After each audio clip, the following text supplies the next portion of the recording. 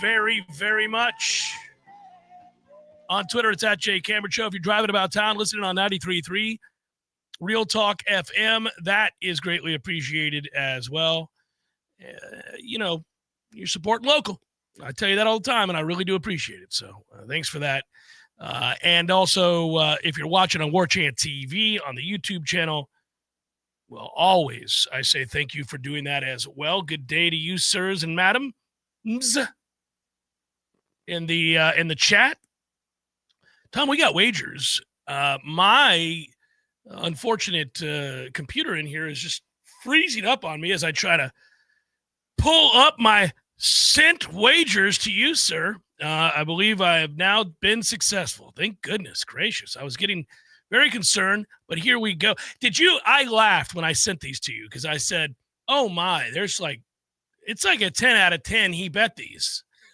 Yes, there's a lot of those. I have the sounder ready, and I have the board ready to unveil for this year. We usually do, for those of you that are new to the program, have a little stamp indicator of the ones that seem a little fishy. And by fishy, I mean real wagers.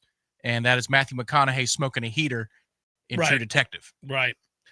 By the way, I got more of a response last week when we got off to such a good start with the 3 games that I bet on the Redemption Thursday with the preseason. I had people sending me the snapshot, the phone picture of in my Twitter account in my direct messages of the wins that they got because they bet the Bears to win outright in the preseason game that I picked them in. And of course, that was a crazy fourth quarter. So they never cared more about a preseason game in their life than that one, especially not the ending. And of course, the Ravens was a rocking chair game, just a rocking chair game. So here's what I would tell you as we get set to go over these. Man, you give me a happy hour game every year. You give me a happy hour game every year to start this thing. Come on. This is as good as it gets. How pumped are all of we? 5:30. It's almost game time. 5:30. You're barely getting off work. And it's time to pop a cold one and watch a good matchup. Boise State at USF is a good matchup, a legit good matchup. You know who the godfather / grandfather of this particular time slot is? That is one Steve Spurrier at South Carolina. You could put it in ink for several years in his tenure. I think they'd kick at 6. Though. It wasn't 5:30. We didn't get a happy hour special, buddy. South Carolina had that market cornered, and I always thought it was so smart because you get a couple extra days for opponent number 2. I couldn't understand why other schools, other programs did not run into the arms of the Week 1 Thursday night football game. Well, listen, I kind of actually think early in the season you may get a chance here to make a little money on we'll see. But tonight's going to go a long way. Have you seen USF's schedule? They got Boise State tonight, and they've got Florida on the road the following week, followed by Miami on the road.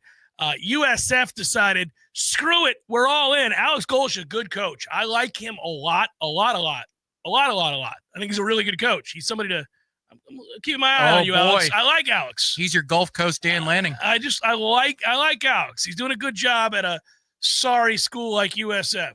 So okay, let's see how they show up tonight. I like them, as you'll see when Tom posts there on the board. It's the you're ready? Yeah, let's do it. Let's go ahead. Redemption Thursday wagers. There they are. So did you write the little see that you got the that you didn't leave my notes in there. I put those notes are for me. That's not for public consumption. I put notes in there, man. I did. I felt like I want people to know where my heart is as I send out these games. But also, if I included all of those notes, the font for the entire board would be so small, people would have to get magnifying glasses. No, you're right. You wouldn't be able to do it. I understand. But I had my notes because you saw I had to do something that broke my heart. And you know it broke my heart. I don't like having to bet against Wyoming. But I did right out the gates. I did it, and I had to do it. I don't love it, but it's what it is. We're here to make money on Redemption Thursday. We're here to throw around some wagers in good faith. We're here to elicit bets for charity. It's a good time. But I also threw in the under on that game in inclement weather. Saw that this morning, Tom. Got up, started checking the weather. You were always the king of the weather with your boy actually working in this field. Yeah, that's right. He still does. Yeah. So what happened was you turned me on to his forecasts, and I began to get obsessed with checking on these things before I make these wagers or as I make a wager, because it'll influence totals, and you get to get a bonus total bet in there. Early in the year, when you're a little iffy on either team, you get a little bonus total bet in there. So I did it. That's how I doubled down on that. Well, can you declare those for the audio audience, what those numbers are? So Akron's catching 5.5 versus Wyoming. I said to Tom in the email that it broke my heart to bet against my beloved Cowboys. There's the sign that says, we are on to you, Mr. Cameron. You bet it in your real life. The Wyoming under first half or total, not first half, just their total at 25.5 was something else. Plus money on that, buddy. So we did that. I have USF tonight getting 5.5 against number 25 ranked. Boise is again supposed to be the best of the group of 5. I'm not so sure. I like this USF team here to maybe rise up and make this a game tonight. Let's hope that we're sitting around, 8:30 tonight, getting ready to watch some more football, and this thing is, tied, or it's a 3-point game late, and we are riveted. Threw that one out there to boot, and I will tell you that I'm in some other pools. This isn't just my Redemption Thursday action, Tom. I'm in some other pools, and a lot of these games were games we were forced to pick. Okay. So there's some forced to pick? So you're trying to create some smoke here? No, I got games. I got pools where you pick 30 games, pools where you pick 10 games, pools where you pick 5 or 20 or whatever it might be. But the administrator decides which of the games you choose. Like they say, you have your selections of these games. That's it. That's all. And I can tell you right off the bat that USF Boise State game is in every pool. Everybody knows. They're all pumped about the kickoff. They're all pumped about a 5:30. They're all pumped to pop that cold beer and watch a good football game at 5:30 on a Thursday as a precursor to what we're doing tomorrow on a Libations Friday, which is to make our way over to the CP. Most of us, I think I will be there, not entirely certain yet. It's a game time decision. But I know the rest of the crew will be there regardless. And that'll be good. It's going to be a good time. And tall, cold ones, a lot of TVs, football on the screen. It's a reason to be excited. I took USF plus 5.5 tonight. I took Akron plus 5.5 tonight against Wyoming. Wyoming under total 25.5 at plus 105. Took Tulane, laid the 5.5 against Northwestern. The further Northwestern gets from the Fitzgerald era, Tom, the worse it's getting. They're just going to straight up get housed. That's it. They're going to get housed. Nice facilities and blowouts. Yeah. Suffered. Yeah. Well, a lot of money invested there. Georgia Tech minus 4.5 against Colorado. Got a lot of questions about Colorado, don't we? That was a weird offseason. First of all, they lose a ton, but then it's awfully odd. Obviously, it was a medical situation, so I'm not making light of that. But to not have your head coach around for, a month at a time seems a bit much. Seems like that's some upheaval. That's not good. Upheaval. Upheaval is fun to say. I served it up for you, and I'm glad you remember. Georgia Tech minus 4.5. Miami of Ohio plus 18.5 against Wisconsin. That was almost siren worthy, but not quite. Not quite. I just feel like the number is way too big. This just felt wrong to me. Maybe if it was below 17, I would have just left it alone, but I like that 18.5. I saw UNLV's defense last week. It was so sorry that I have vowed that I'm going to bet the over in any game that they're involved in until they get it fixed. That is the best part of watching all the early season games is you parlay whatever information, and you can be wrong because they could, they talk about the biggest jump is from 1 week to week 2, something along those lines. But buddy, that was terrible. They looked awful. And obviously Sam Houston, awful too on defense. So that total, let's go. We're going over. I think Michigan's going to want to make a statement. New quarterback, $12 million quarterback. They're going to want to do some things. They're going to be pissed off. They got a thoroughly outmatched New Mexico team. I looked up some things on New Mexico that aren't pretty. and they involve giving up a gazillion points on the regular. It's kind of interesting. Last year, you could make a lot of money on Michigan if they were a double-digit favorite. You bet against them, and you won a lot. The only time you didn't, they covered one time as a 10 or more point favorite last year, did Michigan. You know who it was against? Northwestern, 50-6. So I took Tulane in that other game, as you know. Right. But here you go. I don't see New Mexico covered 36% last year, but they SP Plus project as one of the worst teams in football this year. So, and this would be an opportunity. You got to look at the spot. Michigan understands that they are not very good. So if they have a chance to blow somebody out, they will take that chance seriously to blow somebody out. Whereas, oddly enough, if they were a very good team, you think they might be napping and it might be 45-10, you lose. Again, remember, there's the pissed off factor, too. They want to double bird the rest of the nation who's all told them their title was fake. The $12.5 million quarterback's going to come. But I will say this for Michigan. If you look at the rest of that roster, you know when I was doing that exercise, Tom, the other day when I came in here and I told you the teams with the most 4- and 5-star players, and I was doing it for purposes of looking at our roster compared to Alabama's roster, compared to the ACC, and where we were third behind Clemson and Miami. When I was doing that for the Big Ten and the SEC and the Big 12, you know, what stands out to you, it's that Michigan's got a ton of talent. They haven't had a quarterback, but they've had a ton of talent. If the kid that they just paid gobs of money is the truth, and he's the truth like right away, they'll be good. I don't know. He's a true freshman. Yeah. But against New Mexico, right? Wouldn't you?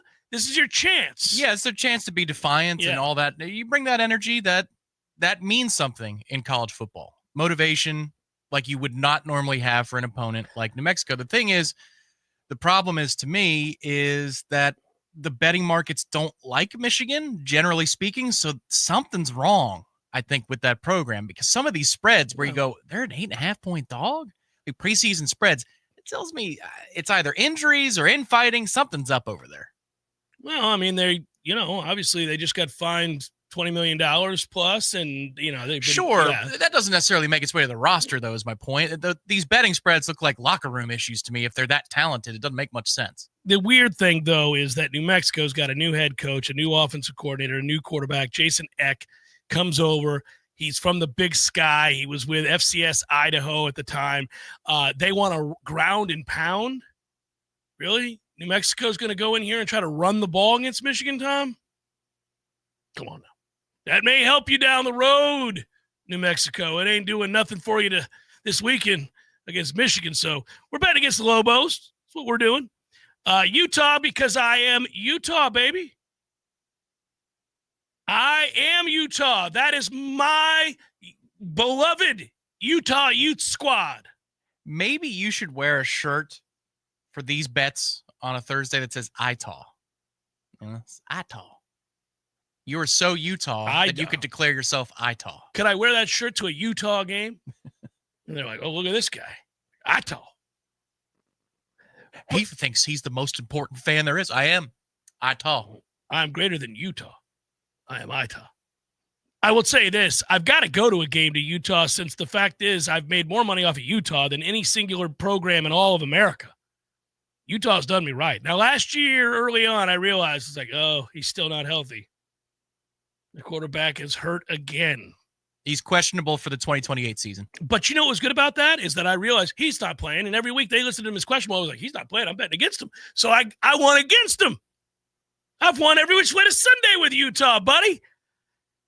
Western Illinois and Illinois, go ahead and crank that siren. Woo! You know why? That's a defensive-minded team who's going to run the football and shorten the game. Forget about it. What are we doing? This thing's 38-0, and we're in bed.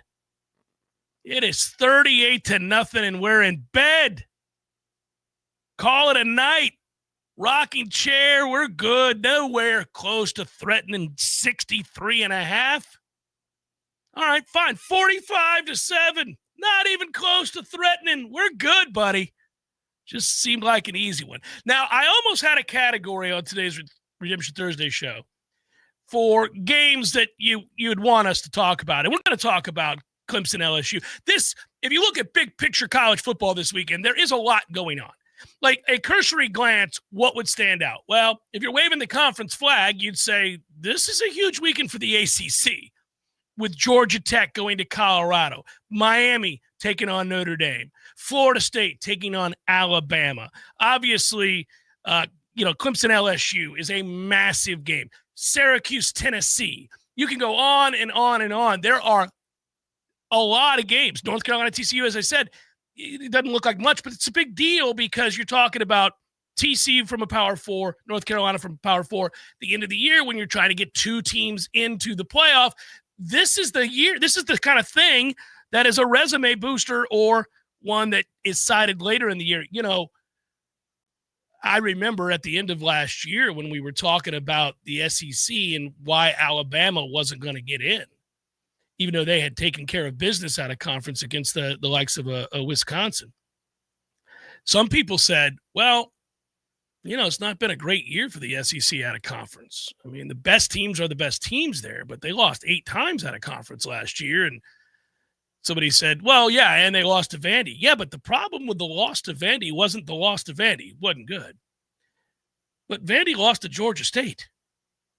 So this is where you'd go back and you go, yes, hey, man, these games do count. They do matter. They do and they don't, because we see them and they did count. Last year. I think they did. That ended up killing Alabama. Yes, at the bubble line. I think also when you're on the line. The conference championship phenomena that they had not prepared for about SMU and could they be left out. I think that politicking was wise. They finally got their act together. It was a year too late.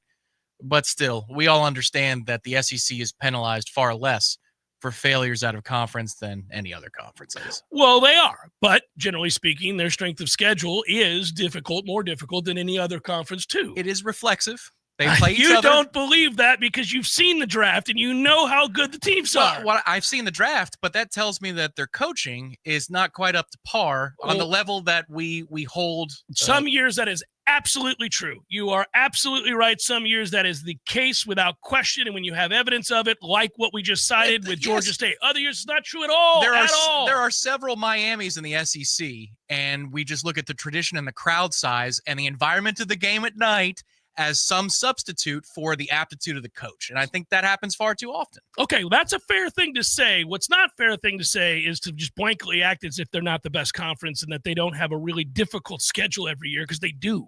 They have a difficult schedule every year. Yes, loud environments. They have more loud environments. They have better players. That's just say it. They have better players. It's not close. They do, but they don't have Nick Saban anymore in that conference. And, well, no, hang on. Nor do they have 2 or 3 facsimiles of Nick Saban to the point that they're impervious. They're not impervious. That argument you're going to have to make against the blind, flag-waving, lunatic SEC fan. You don't have to make it against me, but what I don't want us to do is the pushback so far the other way that you become a joke like Danny Cannell at times. You don't want to do that. Fair. You do not want to do that. Because but what it's I'm silly saying is, and it's just not objectively true. No, but what is objectively true is the talent gap is well within the margins that the SEC in lays eggs all the time. In a given game. Yes. Yeah, they do. Nobody acts like they've won every out-of-conference game. I just got done citing the answer, which was 8. I would argue, though, is the politicking for playoff spots acts like they do. Like it is outside of the margin of within possibility that they could lose in a given situation. Well, we obviously fell victim in a high-profile case of that, but we're not the only team that has fallen victim to that. Well, when in doubt, I'm going to go with this greater talent gap. And it's just like, man, it's within the margins more than you think it is. What I would tell you, though, is that I think, honestly, that is the byproduct. This is the pushback. When I hear it in your voice and so many other Florida State folks like ourselves that got really frustrated by that narrative, that pushback comes from the fact that Greg Sankey has a microphone in which he's allowed carte blanche for hours at a time on the most influential network that covers college football. And that sucks. And we are in total agreement there. Sure. And our lame duck, sorry ass commissioner sat over there meekishly begging for scraps. I agree with all of that, but that does not mean that those teams aren't really good. Of course it doesn't. But what I'm saying is I truly believe my take is far closer to objectively true than Greg Sankey's propaganda. Oh, well, of course it is. I mean, Greg Sankey's going to have you believe the ninth team. Well, we just saw this from Patini. I mean, the Patini wants 4 automatic bids out of the Big Ten. He's in some ways worse than Sankey. He wants 4 automatic bids out of the Big Ten. And when asked about it, he says, well, I think most people understand that our 5th and 6th place teams are better than anybody else's. Get the hell up out of here. He's following Sankey's lead. That's what I mean. These are the only 2 conferences in America that have these giant microphones because they have networks behind them. The unfortunate thing Fox is and ESPN. You have to cut through the propaganda to speak the truth here, which is that these coaches, there is no king in that conference from a coaching standpoint. There isn't one.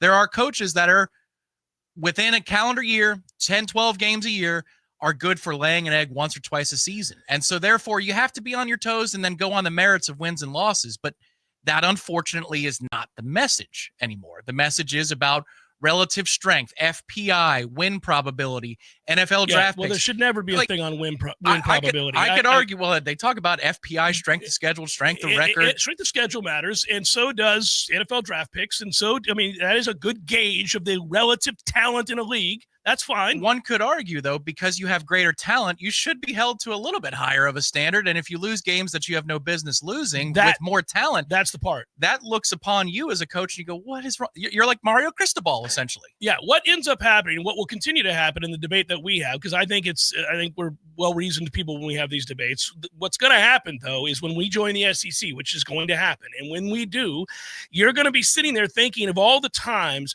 that you had to go on the road against, say, Auburn. Auburn is a middling-ass SEC program right now. They're not any good. They haven't been in some time. Go play Auburn on a Saturday night and not play well. That's not true of Wake. It's not true of NC State if you're a good team. It's true for us because we frequently suck there. But that's a weird outlier. It's not for most teams. And so you know that is the difference, is that you can get beat in that league when you have an off week a little bit more consistently than you can in this league. I would agree to that, but it's always about the at night and the loud crowd thing. I'm like, okay, well, you've been in atmospheres where it makes a difference. You know that's true. You've been in Doak and watch teams melt against the crowd that is frothing at the mouth. Right, but my point would be it's amazing then that they ever lose if they have this home atmosphere. And well, you have to play the game. And, right. But you can't pretend there isn't. I mean, are we going to act like Florida State isn't at an advantage here this weekend, at least in terms of the atmosphere, with the crowd always being on their side? We know that's true. That's definitively true. They may not be good enough, may not matter. They could just lose the game because they're not good enough. Yeah, what I'm saying is I don't know that when it comes down to it and you're picking between a couple of candidates in a season and one is 9-3 and the other is 10-2, that we have to think about the atmosphere that the other teams have played in as a tiebreaker. But you could look at the number of games played against top 15 teams, top 20 teams, and say, well, look, they were destined in all likelihood to lose an extra game in some cases. Not always. Sure. Okay, in this case, for last year, we'll take a look at top 20 teams. Alabama, Ole Miss, South Carolina. I mean, aren't they all kind of just the same brand of pretty good? And South Carolina didn't make it, and Alabama didn't make it, and Ole Miss didn't make it. But my point is, you could play all three of those, and it's like, did you really play like Murderers Row there? Or did you play three above average teams that could be on a given neutral site? Well, this not is where that far off from a Clemson or an SMU. Clemson's better than all three of those teams. Sure, right. Maybe Clemson, not last SMU, year. Maybe not last year, but Miami. South Carolina beat Clemson last year, so I stand corrected. But anyhow, but SMU, Miami, it's all kind of the same. I'm not saying that the SEC didn't have flag waivers inside the top 5 in the country. I'm just saying that once we get to the mediocre of that conference, I don't think the mediocre of that conference is appreciably different. We'll have a good chance to find out, because here's what I'll tell you. We think Syracuse is pretty mediocre. Are you going to say Tennessee's an upper crust SEC team this year? Because I don't, right? No, and they made the playoff last year. Right, so Tennessee is going to go, and let's see. If that game's relatively close against Syracuse, kudos. There's a coin in your cup. I have a feeling they're going to beat the hell out of Syracuse. I hope I'm wrong. If you look at another one, not ACC, how about Baylor, who many people preseason predicted to win the Big 12? They're playing Auburn. Auburn's not any good. It's a 2-point spread. If Auburn beats Baylor, that's a problem for the Big 12. And that's a feather in the cap for the SEC. Baylor could win that game. I don't know who's going to win that game. I'm just saying we're going to see some samples. We're going to get a little bit of it. It's just that the benefit for Baylor beating Auburn isn't as absolute as the benefit for Auburn the other way around. If Baylor beats Auburn, they get credit, but when you come down to it at the very end of the season, it's not quite the credit that Auburn would get for beating Baylor. We've seen a history of that. Okay, well, that was a long-winded way for us to come to an agreement there. Yes, I agree with that. It's just annoying. Because obviously when we beat LSU and Florida in the same season, we got screwed and it didn't matter. I'm not talking about what happened to us. What happened to us was a travesty, and it affected the integrity of the sport forevermore. We're in total agreement on that. But what I've seen is a pushback that goes so far the other way as to not at least acknowledge that there are a lot of really good teams in that league filled with talent. More talent than any other conference. Yeah. They got more talent, but they also have fallible leaders, just like everybody else. They no longer are led by immortals. You know, like even Kirby's lost his fastball the last couple of years. Yeah, but I still would put Kirby amongst the 3 best coaches in football. Sure. Yeah.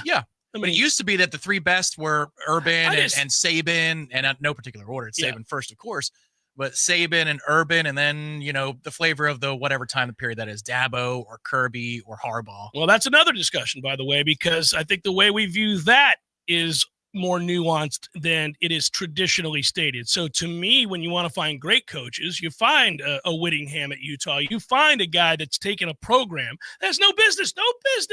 They can't get recruits. They have no reason to be in the top 20, and there they sit annually. I'd run through fire for Whittingham, man. But you see what I'm saying? That's another way. But he's going to lose 2 or 3 games because they're not good enough. They don't have enough players. But do they play a certain way where if you don't bring it? Yes, every effing year they do. And so I look at guys like that for years. Jim Grobe at Wake Forest. You and I talked about that, where we'd be like, look at that guy. I mean, what's he doing out here winning 7 games? It's effing Wake Forest. They have 1,500 people in their entire school. Guys like that, I put on a higher pedestal than I do the guy that has an overabundance of 5-star players. Than Brian Kelly or Lane Kiffin. I mean, come on, get out of here. Yeah, the Brian Kelly debate is a real debate. You and I disagree on Brian Kelly. We do. But that doesn't matter. I'm just saying we could do this with a lot of coaches. I think it's a fun one, and this is why college football is such a beautiful sport, because there's plenty of subjectivity as well as objectivity that gets married in these debates. I think once you're in an extremely difficult conference, and Saban towards the end of his time was losing 2+ games a year, this was happening already. And also, just to be clear, my fatigue extends to Ohio State, who's gotten free passes for a long time. Yeah. Well, I mean, they were the first team to never have to play in their conference championship and make the 4-team playoff. I mean, like, and that wasn't even a discussion. It was like, oh, well, of course, Ohio State gets in this particular circumstance. Like, so they have that same type of free pass that the SEC gets. So it's not just an SEC thing. It's just the talking point. Well, that's because people repeat it over and over again, like it's Scientology conditioning, and so people, the general public believes it's true, and the SEC is a religion. It really is. They just repeat it over and over again. And when we get in there, I promise you, I will stay on balance. I'm never going to wave the flag for that, but I'll tell you what else will happen, and we're way past our break, and that's the beauty of a Redemption Thursday, the first true Redemption Thursday of the year. I'll tell you what else you're going to do when we get into the SEC. We're going to lose a borderline road game at night to somebody, and it's going to get away from us because the atmosphere overwhelms us and it snowballs, and we're going to lose by 3. And at the end of the year, we're going to have 1 loss more than some sorry second-place Big 12 team that has just 2 losses, and both those losses will be lesser of a loss than ours, right? And we're going to go, come on, man, and you're going to be right to say it. I vow for objectivity in that moment. But put me to the test. You will not have it. Nobody's totally objective. Nobody. There will be no way to do it. I vow to fight that simple impulse. That's what how about that? Okay, that's a better way of saying it. But yes. I would also tell you, you wouldn't be wrong to say, screw that Big 12 team. Depends on the circumstances. Well, of course, we'll have to see the year and the schedule and the team and when it happened and how it happened and all of that. It's always depending on circumstances. It's context matters. But we will do it. And I'm telling you, there's going to be more than one time they're like, Indiana's going to get in over us. Indiana didn't play a single – they played the bottom 6 of the Big Ten, and you're going to put them in because they have a better one-loss record than us when we lost on the road at Auburn and lost at night at Neyland. Man, Tom, I don't know. I think we both know what would happen if we played. Been good in 30 years. But I'm just saying, I think we both know what would have happened if we played Indiana, and that's the problem. This is how it happens. Let's get to that place. That means that there's a lot more money for everybody. Well, I'll tell you what we have to do is get the hell up out of here, because we're not going to get the benefit of the doubt here. No. Even if we That had the we winning agree record. The conference had a winning record recently, and they said, no. Of course. Yeah, we were undefeated and beat 2 SEC teams in the same year and got screwed. We Correct. really like that Big 12 team. Does it have to do with the fact that they're going to be SEC next year? No. We had them 8th last week, but if you saw them beat Oklahoma State, you would know that we need to move them to 3 from 8. It's going to be funny when this happens because I'm going to hear all of this town, all my fellow Noles. I'm going to watch it happen and be like, okay. So now it's okay. It's You'll laugh at them. I will rebuke because I'm going to stay consistent on this matter. Tom will come in when we here. Get to the Power 2. Here it is, gang. Tom is going to come in here and go, like, I'm telling you guys, you may not believe me, but that K-State team is the truth. That TCU squad has got to be in. Tom, they have the 107th ranked schedule in the country. We played the 3rd best schedule in the country. What are you talking about? I'm just saying the games have we're gonna We lost to Lane Kiffin. We don't deserve to go. Oh my goodness gracious. We lost to Lane. All He's right. a fraud. You might as well just go to the news. It's the Jeff Cameron Show, 93.3 Real Talk Radio, Warchant TV. Attention all sandwich lovers. Café de Martín is bringing Peruvian fire to your lunch break with their all-new summer sandwich combos. Asado that melts in your mouth. Fried fish so fresh and crispy, it snaps. And smoked pork or chicken? Yes, please. Comboed with Peruvian fries and an iced tea for just $15. Available Tuesday through Friday from 11 to 3. Upgrade your lunch at Café de Martín in the Espositos Shopping Center. Online at cafedemartin.com. Hey everybody, this is Shannon Young with Cross Country Mortgage. Been in the industry now for 22 years. I just made the move over to the nation's largest retail lender, Cross Country Mortgage, here to serve you in 7 states, including Florida, Georgia, Alabama, the Carolinas, Tennessee, and the state of Texas. Here to offer better service, better rates, and if you were thinking about buying or if you've been on the fence and been waiting to call me, now is the time. You can still find me at loansforknowles.com.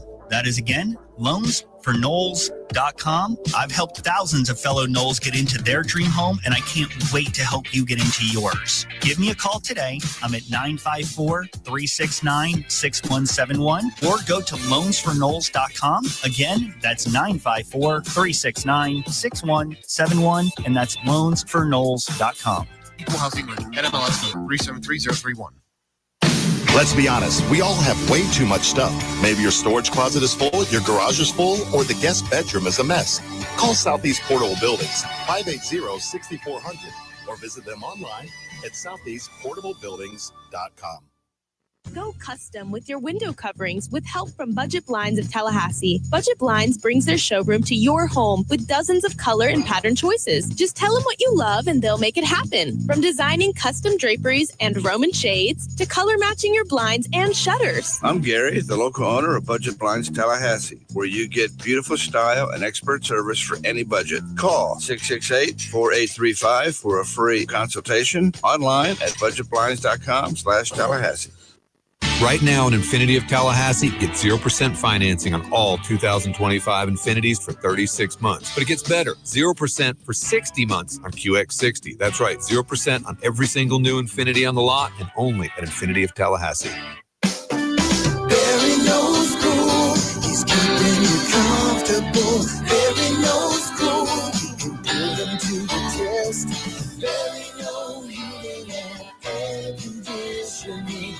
Keeping you comfortable is what Barry does best. No matter how busy life gets, your home is the place where your family and friends show you they care and celebrate with you. That's why the professionals at Barano Heating and Air Conditioning always make sure your home is comfortable. Just like those who matter to you most, Barano will always be there for you. This is Tyler from Barano Heating and Air. Now you can schedule an appointment, purchase or renew your service agreement, or pay your bill from your mobile device. Any day, anytime, anywhere. When you turn to the experts at Carrier and Barano Heating and Air. Online at baranoac.com. Florida license number CAC 1816186. Barry knows heating and air conditioning. From the championship stage to coaching change and everything in between, Warchant.com remains your home for the best FSU football coverage in the business. Brutally honest columns and features, market-leading multimedia presence across video and podcast, the largest FSU fan community with a staff that combines for over 100 years of experience covering the Noles. When change comes, Warchant.com is your home for analysis from every angle. Warchant.com, your ultimate Seminole sports source. Sign up today. The Jeff Cameron Show is a production of the Warchant.com Multimedia Network. Check out Warchant.com today for the latest news inside Florida State athletics. That's Warchant.com. Now, back to Jeff on Real Talk 93.3. I was about to cough again. Such a high-spirited beginning to a Redemption Thursday. Has me smiling. I love it. I'm taking risks here. I'm living on the edge. I got saltines in the break. That's not as bad as the animal crackers used to be for the risk of coughing mid-segment. Those But the animal crackers saltines were are tasty as could be, though. They were, and they were giant tubs from the wholesale place.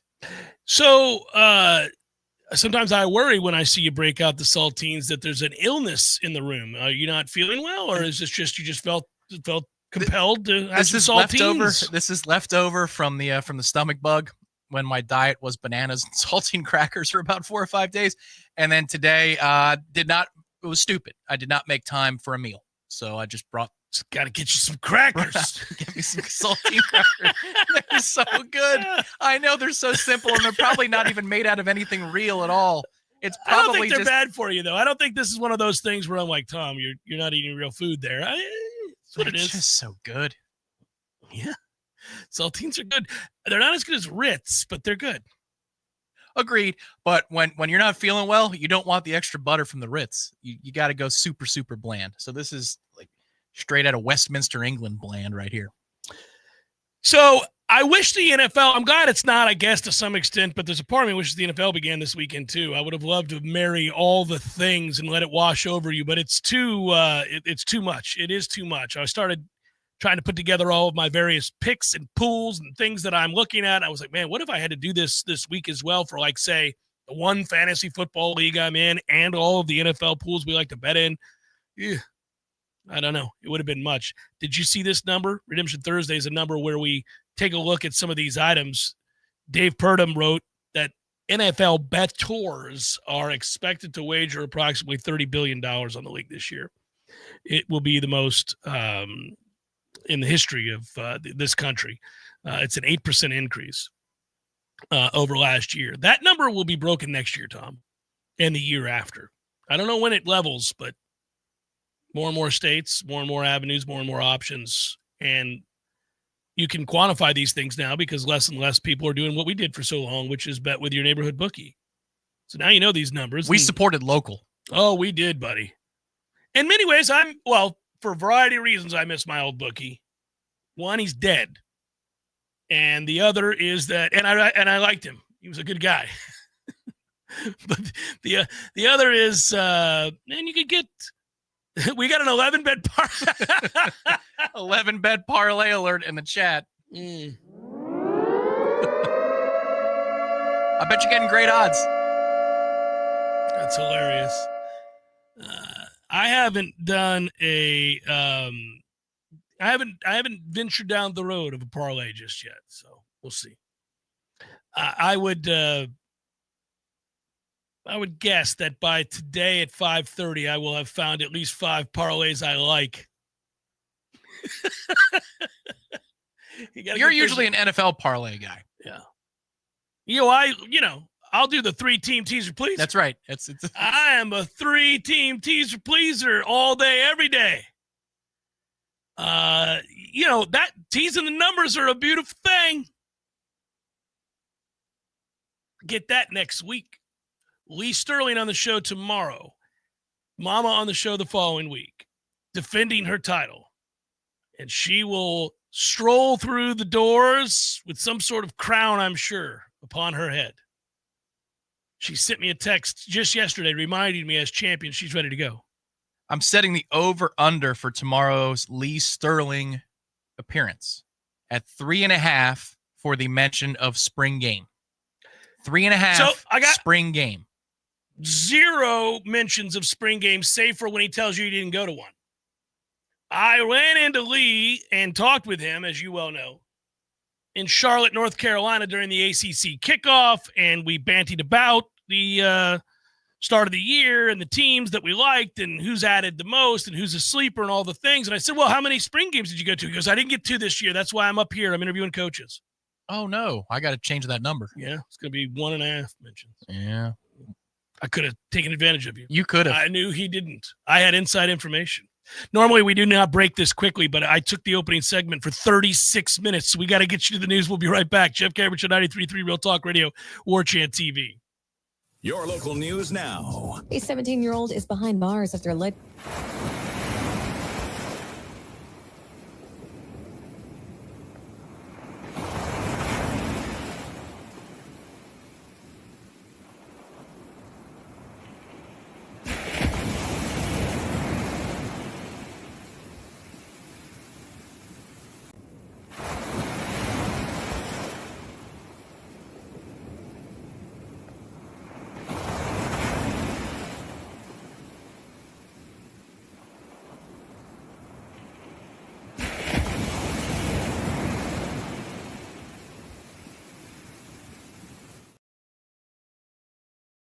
Department, they initially expressed a desire to appeal, but ultimately decided against it. This is Rachel Lene with the Real Talk 93.3 Local News Update, brought to you by Macklemore Systems, Tallahassee's go-to Mac store. Check them out online at MacklemoreSystems.com.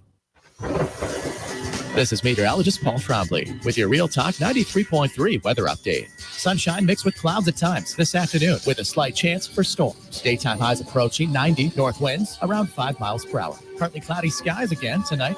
Slight chance of thunderstorms. Lows level off around 72. Overcast skies tomorrow. Slight chance for storms. Daytime highs approaching 85. This report is brought to you by The Lawn Johns. For all your landscaping and lawn care needs, visit thelawnjohns.com. Right now, 85. The Kings of the Swamp. Falls loose at the 38.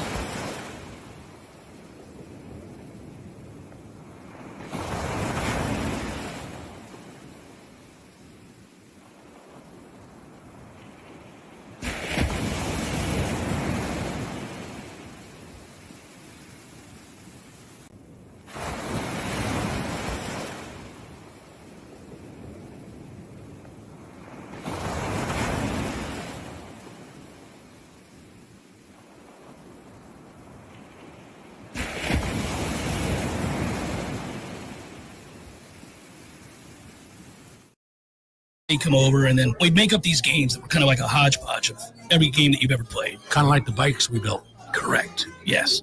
And it's a grand experiment.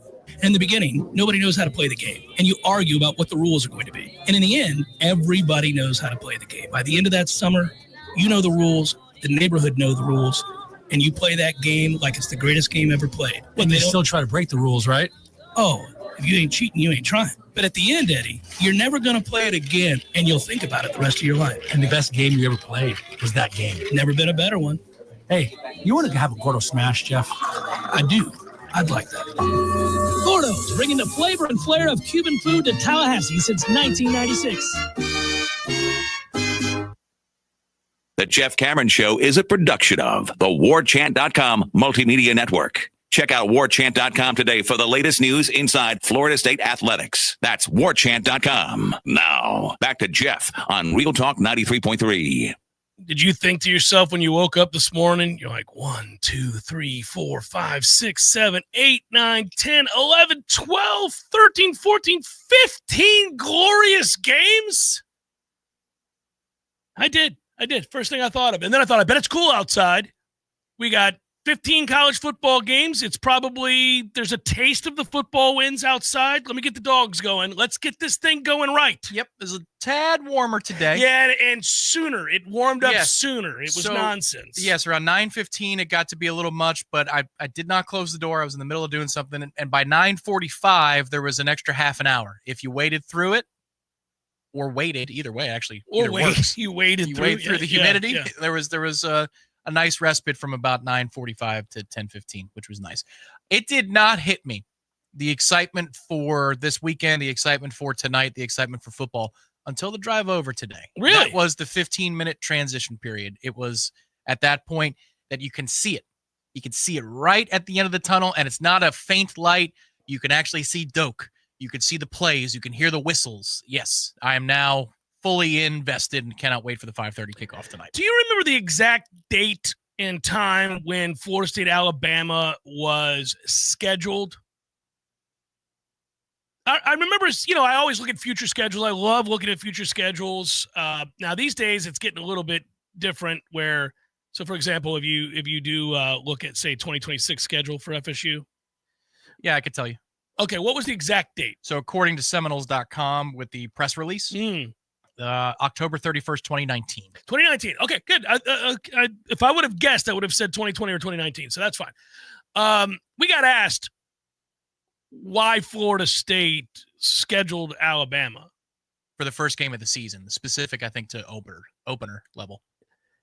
Yeah, I wonder, so you go back and you remember some of these games we've played, like in Jerry's World against Oklahoma State, obviously LSU in New Orleans and Orlando. We've obviously, you think back to the Mercedes-Benz, Mercedes, the game in the brand new Mercedes-Benz Stadium at the time against Alabama, last time we faced Alabama. Quickly, for clarity, I do want to say that when it was announced on Halloween of 2019, the dates were fixed. It was not that they're at a later time. It was in that moment. It was known that we would play in week 1 against Alabama and that the return game would be in week 3 of the next season. Yeah. There was a stretch where, for financial reasons, Florida State was scheduling all kinds of these big games, and they wanted them early in neutral sites, and it was for money. It was just straight up for money. And then we got good again, and you thought, oh, well, no problem. Think back 2 years ago, you're looking ahead at this game at Alabama, and you're going, all right, okay, good thing we got our ducks in a row. This is going to be a nightmare otherwise. And then, oops. And then, don't worry, not going down that road. But like 2 years ago, I remember thinking, oh, this is going to be awesome. We're good again. We're going to continue to compile elite athletes and be ready to go. Let's see where we're at. And we're hosting. Okay. This will be all right. Saban running out of the other tunnel. Yeah. And then all of a sudden we threw up on ourselves, and this looked like an ominous blip on the radar and or on the schedule where you went, ooh. Currently, as we sit here and look at the schedules in the next couple of years, you do the same thing, right? Like you say to yourself, well, 2026, I already know we play Alabama, but in 2027, it changes again. And first of all, you're adding Georgia to the schedule, as well as my beloved Etsu Buccaneers. I believe that's in 27. But you don't have Notre Dame that same year that you have Georgia, right? You don't. If I remember that. Maybe one of the two. Next year you have Notre Dame. Yeah. Next year, Notre Dame, Alabama, Central Arkansas, and Florida for your 4 out-of-conference games. Now, what's going to be interesting, obviously, is whether these games remain. Yes. Now, the SEC goes to 9 next year. That is already done, and they said that they want at least one marquee, quote-unquote, one high-profile game against other power conference teams. So Florida State could satisfy that obligation for both Alabama and Florida, and both could keep that. Florida certainly will. We'll see if Alabama does. But if the ACC goes 9, we got to kick somebody to the curb. Alabama will give us the return game. It's the Georgia game that you're looking at. The Georgia games, I think, are in yellow alert territory for sure. Yes. We do not in 2028 play Notre Dame and Georgia in the same year. So neither year do we play Notre Dame in the same year that we play Georgia, if I'm looking at that correctly. And that would be wise. You don't need to be playing Notre Dame in the same year you're playing Georgia and Florida. And, there's no reason for that. But also, it's not one of these like scared to death or anything like that. I would love for Georgia to come here, and I'd love to go to Between the Hedges in 2028. I do wonder if that's going to happen now. We'll see if that's fixed or not. Those are 2 games, by the way, Tom, that could be replaced with matchups against Notre Dame because that's a mandate. It is, yes. It is a mandate, but what will be interesting to see is how strong is the mandate if we go to 9 ACC games because Notre Dame ain't joining. So how do you make that work? in a given year? Like, do you have a little bit more flexibility with the Notre Dame mandate if you already have an in-state rival from another power conference that you got to play? Clemson's going to be playing Notre Dame for the next 13 years. Yep. And they already play South Carolina, and they're not getting rid of that rivalry. But when you're in this sorry league, they're like, yeah, add on, please. It really feels like something that is on track to happen, these matchups, and then we just get absorbed into a different conference or the sport reclassifies, and then we start from scratch by the time we get to 2030 or 2031. I'm looking at the next few years as like probably those games are going to happen, but you get much farther than 2028, and it's like, man, I don't know. These might just be in theory that these things are going to happen. The patience for our time here in the ACC is certainly waning, but we have more pressing matters. I mean, once you found out we won, then you kind of, whenever we all get worked into a frenzy about our status and where we rank in college football and how it is we're not playing up to the standard at FSU, it helps to remind yourself that we're going to end up eating from the money trough. We won. We're going to be okay. We're going to get out of here. Long term, we're going to be okay. Short term, we'll see. Got to fight like hell to get back to a place of respectability and hopefully greatness. But in the interim, you kind of, every time you get really worked up about it, you can say, well, but seems to me that it looks reasonable to suggest by 2030 we are gone. 2029. Sooner rather than later. Did you ask that to Peter Collins? He told me something. Oh, well, look at that. We're out of time. Ah, well done. Hour number 2, forthcoming. Stay with.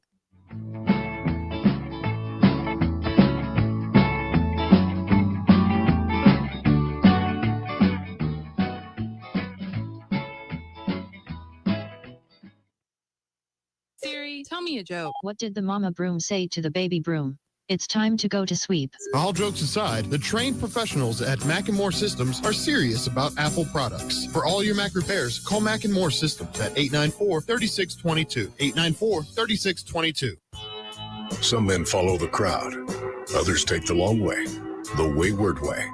At thewaywardgent.com, we've curated the gear, gadgets, and grit every respectable man needs, from the fairway to the fire pit. We've identified the top-rated Amazon finds, so you don't have to. No fluff, just the good stuff.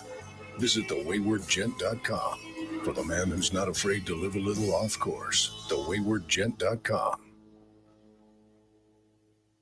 Here's the cold, hard truth. Your body needs more than you're giving it to stay healthy. And now it's easier than ever with Vigor, the all-new cold plunge tub from Hot Spring Spas. Available only at Pinch a Penny Pools and Spas in Tallahassee. Cold plunges reduce muscle soreness, boost mood, improve sleep, and so much more. It's not just a trend, it's science-backed wellness. And now you can have it in your own home. Ready to feel alive again? Pinch a Penny has the exclusive home use solution. Visit us on Capitol Circle Northeast and take the plunge. T-Spark Enterprises, roofing and construction services. T-Spark Construction.com. We conquer all peaks. We fix those darn leaks.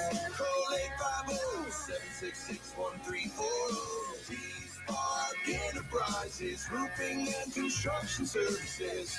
T-Spark Construction.com. License number CCC 1331204. Hey, this is for my homeowner friends out there. You know who you are. When you get your grass cut, you're going to inspect the work, make sure it's good. Get your house painted, check around every corner and edge, make sure that's done right. Get a new roof, got to get eyes on those shimmering new shingles. Get your septic tank cleaned. Bet you're not popping your head down in there to take a look around. You got to trust it's done right. I'll make it easy. Go see my friend Greg Miller, Miller Septic. They're my guys. I trust them, and you can too. MillerSeptic.com. That's it. That's the commercial. That's the whole thing. Check them out. That's MillerSeptic.com. Injured? Call attorneys who care. Facing Brooks. Offices, Tallahassee. Love to compete on the dartboard? Then it's time to head to the CP. The Corner Pocket Bar and Grill is Tallahassee's premier dart bar, featuring steel tip boards and soft tip internet play. The Corner Pocket hosts leagues and tournaments regularly. Just check out their social media to find a time that works for you. And in between games, grab a pint and a bite in the cool AC, or enjoy yourself outside on the deck. Whether you want to catch a game or start one of your own, the place to be is the Corner Pocket Bar and Grill, 2475 Appalachie Parkway. Tallahassee loves the Corner Pocket. Coming up next, more of the Jeff Cameron Show. Live and local on Real Talk 93.3. WVFT, Gretna, Tallahassee. Your Sports Flash update on Real Talk 93.3 in Tallahassee. Jacksonville Jaguars making a trade as they acquire receiver Tim Patrick from the Detroit Lions, going back to Detroit, a 2026 sixth-round pick to make room on the roster. Wide receiver Austin Trammell has been waived. Jaguars open up their season a week from Sunday when they host Carolina. Tampa Bay Buccaneers football wide receiver Chris Godwin, according to head coach Todd Bowles, he's probably going to miss somewhere between 2 and 5 weeks to start the beginning of the season. He was not placed on injury reserve. Buccaneers open up their season September 7th against the Falcons, while the Dolphins that day are set to take on the Indianapolis Colts. This Sports Flash is presented by Progressive. Bundle auto and home, renters, or condo insurance and save with Progressive. I'm Matt Pauley on Real Talk 93.3. Lowe's has the Labor Day deals you need to give your home a new look. Buy one, get one free. Select interior paint via Visa gift card rebate. Then add the final touch with 2 for $8 on select 2.5 or 3-quart mums. Refresh your home and save big while doing it. Lowe's, we help, you save. Valid through 9/3. Mums offer in-store only. Selection varies by location while supplies last. More terms and restrictions apply. See Lowe's.com/rebates for details. Hi, it's me, Flo, here to tell you that with the Progressive Home and Auto Bundle, you get 24/7 protection, so you're covered no matter where the day takes you. Even I added too much water to the pizza dough day? Yep. How about getting a call from my daughter to pick her up at the airport because her boyfriend is unreliable day? Especially that day. What about finding out that one of my pipes suddenly burst in my basement day? Progressive has every day covered 24/7 with a Home and Auto Bundle. Also, you have a lot of bad days. Oh no, that was all the same day. At least you're covered with Progressive. Progressive Casualty Insurance Company affiliates and other insurers. Not available in all states. Water is your home's worst enemy. It finds cracks, soft spots, and weaknesses. But not on our watch. At Gutter Solutions and Waterproofing, we're veteran-owned and built different, driven by detail and the pursuit of excellence. We install seamless gutters, underground drainage, and waterproofing systems that don't fail. Because when you live with discipline, water doesn't stand a chance. Gutter Solutions and Waterproofing. Visit guttersolutions.net. With us, it's personal.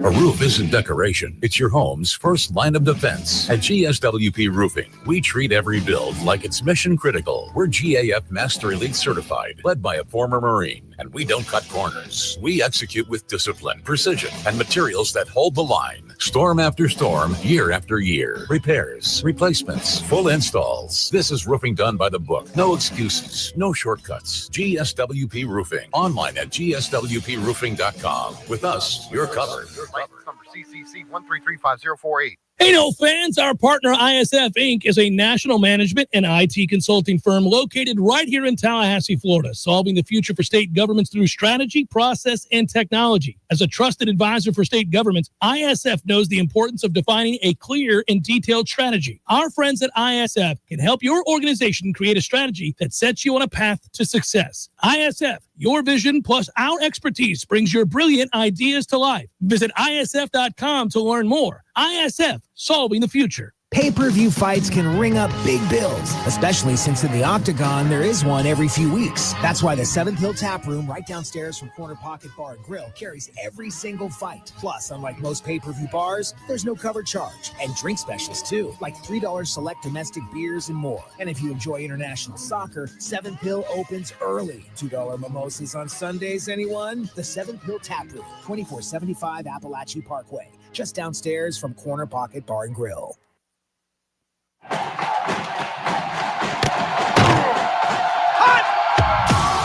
Broadcasting live from Florida's capital city, this is the Jeff Cameron Show, brought to you by Orange Theory Fitness on Real Talk 93.3. Now, stop what you're doing and listen closely. It's time for the Jeff Cameron Show in 5, 4, 3, 2, 1.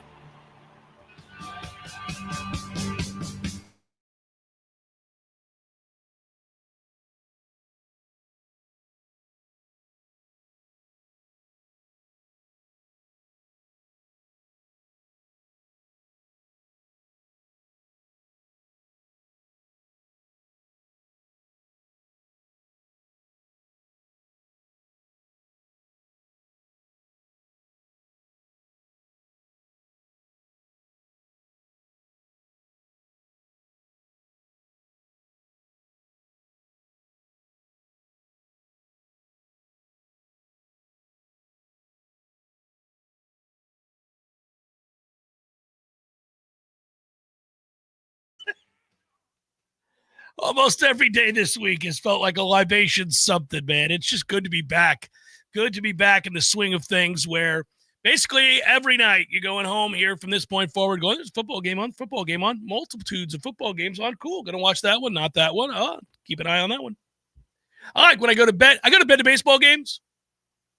Went to bed last night to the Pirates beating the Cardinals, taking the season series from the Cardinals, Tom Lang. Oh, there it is. As it should be. Told the Cardinals, suck it, season series. Did you see Bubba Chandler yet? I've seen the numbers. Okay, so if that deadbeat up there doesn't go out and get some hitting, then that's it. They're going to have to forcibly throw him into the river. There's 3 of them. Any of the rivers. He's going to have to go. You've got a real good chance to have the best pitching staff in America next year. Stop being an a-hole. Go get some at-bats. We promoted a young lad who's pitched very, very well. McLean did it again last night. Boom. 8 scoreless. He's the first Met to win his first 3 decisions in franchise history, and he has an 089. So, all right. Yay. Nicely done. Outs sir. Recorded after the 5th. Well after the 5th. There you go. Anyhow, I like to go to bed and listen to baseball as I fade. But I do transition this time of year. Admittedly, it's difficult to go to bed with football. It's not the same pace. Football, you're like, oh, what a catch. Oh. You can't help yourself, you know. I'll tell you the most buoying thing I heard regarding football this week outside of our own sphere here is when you gave me the rundown of the 10 o'clock and 11 o'clock games on Saturday night. That made me so happy to hear that there is quality football being played into the wee hours on a Sunday morning. Because you're very concerned that the weather problems that persist. Please check that window, sir, while we're on the air right now. It looks ominous, doesn't it not? I'm a little worried myself. So it's one of those things where you kind of, damn it, you know, I'm excited. I can't wait to go into that stadium. I can't wait to see all the bells and whistles. I'm going in with my father and 2 sons. It's something that I'm going to be cognizant of, meaning I'm going to take the time to really look around, to really enjoy the moment and take it all in. But it does get cluttered if we have a 3.5-hour lightning delay, admittedly. I will go with the National Weather Service forecast. Hopefully they're still funded as of next week. Saturday, a chance of showers, then showers and thunderstorms likely after 11 a.m. Mostly cloudy, high near 84, so the high is ticking up just a couple degrees. I don't like that tick up. Chance of precipitation, 70%. Now, this morning it was 80, so we got a little 10% bump from the old NWS. And then Saturday night, showers and thunderstorms likely before 2 a.m. Well, that's a broad thing. And partly cloudy, low around 70, 60% chance. So this is better than it was when I had it open in my Google Chrome this morning. It's about 10% to the good. Hopefully tomorrow, when we look at this, we're trending better. Trending towards a coin flip. Yeah. Hey, every day is a coin flip. As long as we're not trending towards 92 at kickoff. Oh, that's correct. Yeah, 81 was the 81. Now we've moved 84. up to 84. Let's not go 87 tomorrow and 90 on Saturday. Although I would trade it out for that instead of, you know, the game being delayed. Tomorrow, for what it's worth, and the lead-up day is one of those typical coin flip afternoons, 50%. So in case you're driving over to Panama Summertime in the South. TYH, I'm sure I knew of you when your name wasn't bastardized by the YouTube thing, whoever this is, I can't see. But you asked that question. I never gave you a good answer. What's the point of FSU playing Bama in the first game, Jeff? Is that the same question as the one that was earlier where it was? Yeah, this is the same. This is one and the same. Look, it'd be funny if he spent $5 just and repeated the question because I didn't answer it. He did not. Yeah. I here's what I'll tell you. I really wish that we weren't having the kind of hand-wringing, stressed out conversation around a game against a marquee opponent. I'm in a good mood. I'm trying to be a little bit more festive about the start of a season, and I love that we have a really big-time matchup in Doe Campbell. I'm excited to go in, as I just said, with my kids and with who knows? My son's a senior in high school. I know I'll go to more games with him, but this might be the last time in a long time where me and their granddad and my boys are all together walking into that stadium to see a big game of this ilk, of this magnitude. It's significant. Bama's never played here at Doak. And I wish that conversation didn't get hijacked by what a big number it is in terms of the spread and how Florida State is such a significant underdog and how we arrived at that place. Because ideally, I use this phrase a lot, and it's not just in football, but when you are operating at peak efficiency, then you don't ever worry who's on your schedule. Now, maybe you worry that in succession in a given year, you have too many difficult games to try to make the playoff. You might have the larger conversation. Golly, this year we play, I'm just going to make it up, but, we play Alabama, Notre Dame, Clemson, Miami, and Florida. It's going to be awfully hard to get through that unscathed. You might say something like that. But when you're good, when Florida State's as good as it can be, and we know recently when Florida State's as good as it can be, it's national championship good. It's never lost on me that my school is not one of the schools that can't win it all. They're one of the schools that has proven time and again that when they're right, when the efforts and the people involved are all pulling in the same direction and are on the same plane, they all understand the goal and they've got to that end a really good plan in place and really good leaders leading the way, they can be a national champion. They can be the best playing the sport. For so many schools, like the one I first went to, East Tennessee State, that's not a reality. There's no reality for 90-something% of the schools that play that they could ever, no matter who's pulling in the right direction and what kind of leadership they have, they don't have the infrastructure and the financial wherewithal or the facilities, or they're not in a region of the country where they could attract the best players that play the sport. So they can't win it. You can't win a national championship in football at Wake Forest. You cannot. There are a lot of schools I would say that about, that no matter what they do, they cannot win a national championship. They can be good. They can be good. They can spring upsets. They can go to big bowl games. They might even be able to make the playoff. See Indiana last year.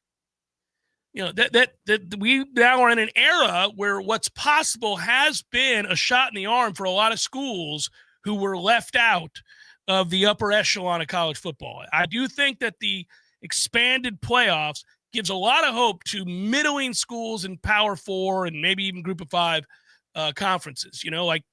Again, you just saw it. Arizona State and Indiana were in the playoffs. SMU was in the playoffs. Now, I think SMU is going to be a playoff contender for the foreseeable future. The billionaires have bonded in Dallas-Fort Worth and said, yeah, why are we out in the wilderness? No reason. No effing reason, guys. And they've decided to invest.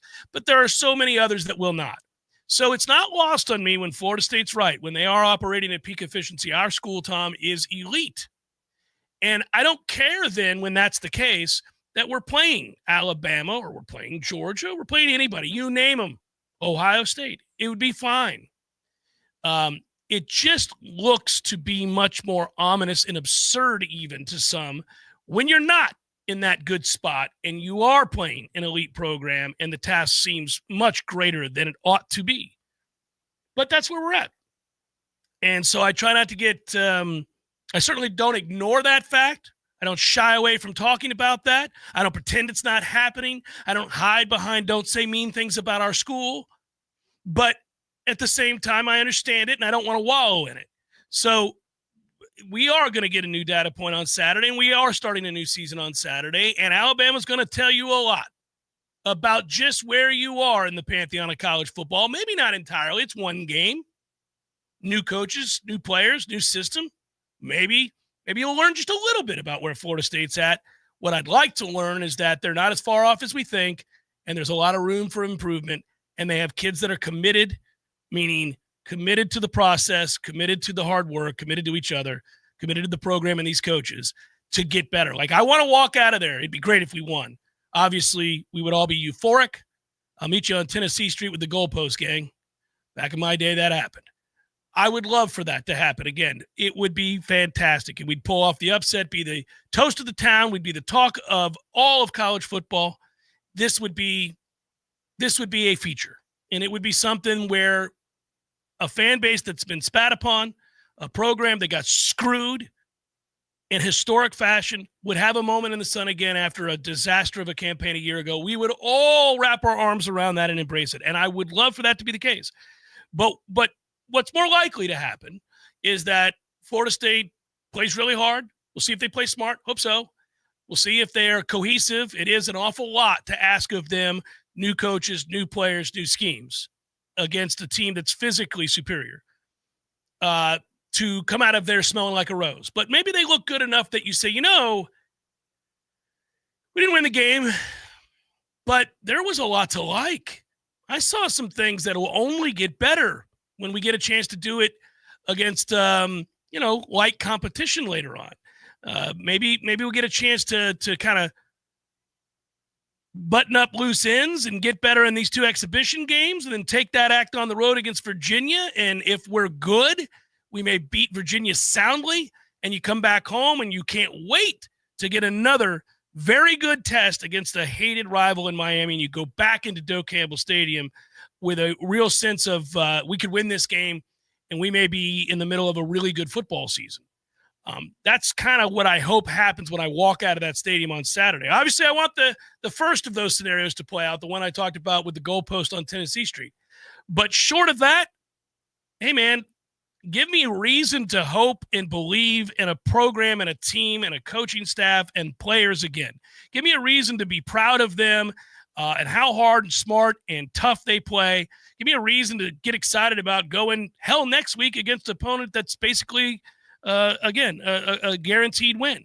Give me a reason to be excited, because I'll tell you this, we played a lot of games when we were really good, whether it was in the Jimbo era, whether it was in the Bowden era. We played a lot of games in which the result of the game was not in question. Florida State was going to win that game, and they were going to win that game and likely win it going away. And yet, because of the way they played and how hard they played and how talented they were and that depth chart and all of the surrounding elements of the game, you couldn't wait to go in and watch it. You couldn't wait to go in and support it. You're like, this is as good as it gets. Wait till you see what we do to NC State, or what we do to Maryland today, or what we do to these programs that come in here that aren't in the same stratosphere as us. And I want to see that second and third string, because those are kids that we have recruited, and they'll be playing for us next year, and they're really talented. And man, he's going to be the one that replaces this guy and that guy. Yeah, give me a reason to be that kind of proud about the remaining games after this game ends, whether it's a loss or not. Yeah, the top down, looking at this as a Florida State fan and thinking by generations, what this program has done to punch above its financial weight class for its entire existence is something that we can be proud of. And even in recent decades, they've been able to do that with incompetence at certain times, been able to bounce back from incompetence and show you that we do belong in the sun, that we are good enough to win a title after it all falls apart. Look at us, we bounce back. Or you have an undefeated season. After it all falls apart, are we going to death spiral into Nebraska-dom? Are we going to death spiral into Miami and a culture of indifference? No, we weren't ever down for that long. We were down for long enough, but we were never down for that long. So I'm hoping that Saturday is a bit of evidence that we have bottomed out. Let's all hope. And that we're trending back up in the right direction. I think on a very small scale, yes, I hope that this is a team week to week that I can't wait to watch. It doesn't have to mean that they're going to win 10 games. It doesn't mean that they're going to win 9 or 8. But on the very most basic level, I hope that what Saturday begins is a trend in which on Monday, I'm thinking about the game on Saturday. On Wednesday, I'm thinking about us playing on Saturday. On Friday, I can't wait to watch us play. I can't wait to watch these kids develop and get better as the weeks go on. That just didn't happen last year. That was a chore, as much as it's ever been to watch Florida State football last year. And it was embarrassing on so many levels because the kids didn't care for each other. They didn't care for themselves. And so here's hoping that on Saturday you begin to change that tune. In the middle ground of those two things about the team itself and the program's identity is this is the clarity I've been craving. I just want to know. It's a jigsaw puzzle. We got to put it together. It's either a thumbs up or it's a middle finger. Which one's it going to be for Mike Norvell? Is it thumbs up? Hey, man, blip on the radar. Hate that happened. Not happy that it did, but all right, kumbaya, get it right this time. Or is it the double birds, which is got to find somebody else, get somebody else in here. It has been interminable since essentially the snub, the negativity from outside that has been heaped upon the program. And then from within, we imploded to match that. I'm so tired of that period of time. And I'm happy that Saturday begins a new period, be it a transition from this head coach or the renewal of faith in this same guy who did win 19 in a row just 2 years ago. But we thankfully have less than 48 hours before we're in the stadium and getting ready to watch this thing happen. Well, I've said this before that, and this goes back a long way. There are coaches you love, but it's irrelevant when you're talking about whether a team is playing up to the standard or whether or not they're playing as well as they should based on the talent they have. There are coaches I loathe, and they get results all around the country. And you think I'm not a fan of the individual. There's telltale signs that whatever, they're a fraud of a human being, but they're a great coach. Urban Meyer comes to mind, right? He's a great coach, terrible human being, embarrassing. So, and everything in between, right? Everything in between. And some we've encountered right here, good guy, can't get it done. Terrible guy does get it done. Somewhere in between. I mean, I'm talking about assistants, head coaches, you name it, administrators, people like this in every walk of life, right? The beauty of sports, this is true at the professional level, it's true of your teams in your university. Most of us are connected a little bit more because you go to the university or you live in the same city or you're in that region. Collegiate sports does that for you more than professional sports does. But the point is this, it's a zero-sum game, so it doesn't really matter. Like it's not personal if I'm critical of Mike and what's happened here. It's never personal. Like I don't believe I've uttered one thing that was a personal attack on Mike about going 2-10. It's just a simple reality. They went 2-10. And so to your point, obviously this has to get a lot better for him to retain his job. I personally like Mike just fine. Get along with him. I mean, we don't go hanging out. We don't go have dinner, but I've had long talks off the record with Mike. I've been to Mike's house. He let me coach on the sideline for that fun little spring game soiree. I get along with Mike just fine. And I'd love for it to work out because I don't want to start over. Selfishly, I don't want Florida State to have to start over again and waste a ton of money and do all this over again, all of that. But at the same time, I'm not sitting around worried about anybody's feelings. He's handsomely paid. You either smoke or get smoked, as we say. So either you'll get it done or you won't. That's just as simple as it is. I mean, we'll watch the games. They'll win enough or they won't. Yeah, there are enough players that are easy to root for in stories that we've heard this offseason and in preseason camp where you're saying, well, I hope that it turns out well for that kid. And you root for success for especially guys who've been here 4 and 5 years and they've seen how bad it can get. The great and then the awful. And now it's their turn to try and right the wrong. I said this in the bonus hour a couple of weeks ago when you said, where's your head at? As it pertains to Mike, I'm totally indifferent. I'm not rooting for him. I'm not rooting against him. You're rooting for the program. I'm rooting for, yes, but it's more fun when you're behind the head coach and everybody rallies together. I was there a couple of years ago, but 2-10 puts you in a position where I'm just indifferent on him. I hope he does it. It makes life better for Florida State if he does. And obviously you don't want to have to hit the reset button, but as it pertains to who I'm rooting for on game day, like I said in that segment a week ago, I'm rooting for the people who have been through the ringer these last 2 years. Well, yeah, this has been absurd. And look, You could argue about whether or not the university should have done this, that, or the other with the stadium and the prices. That's a different argument.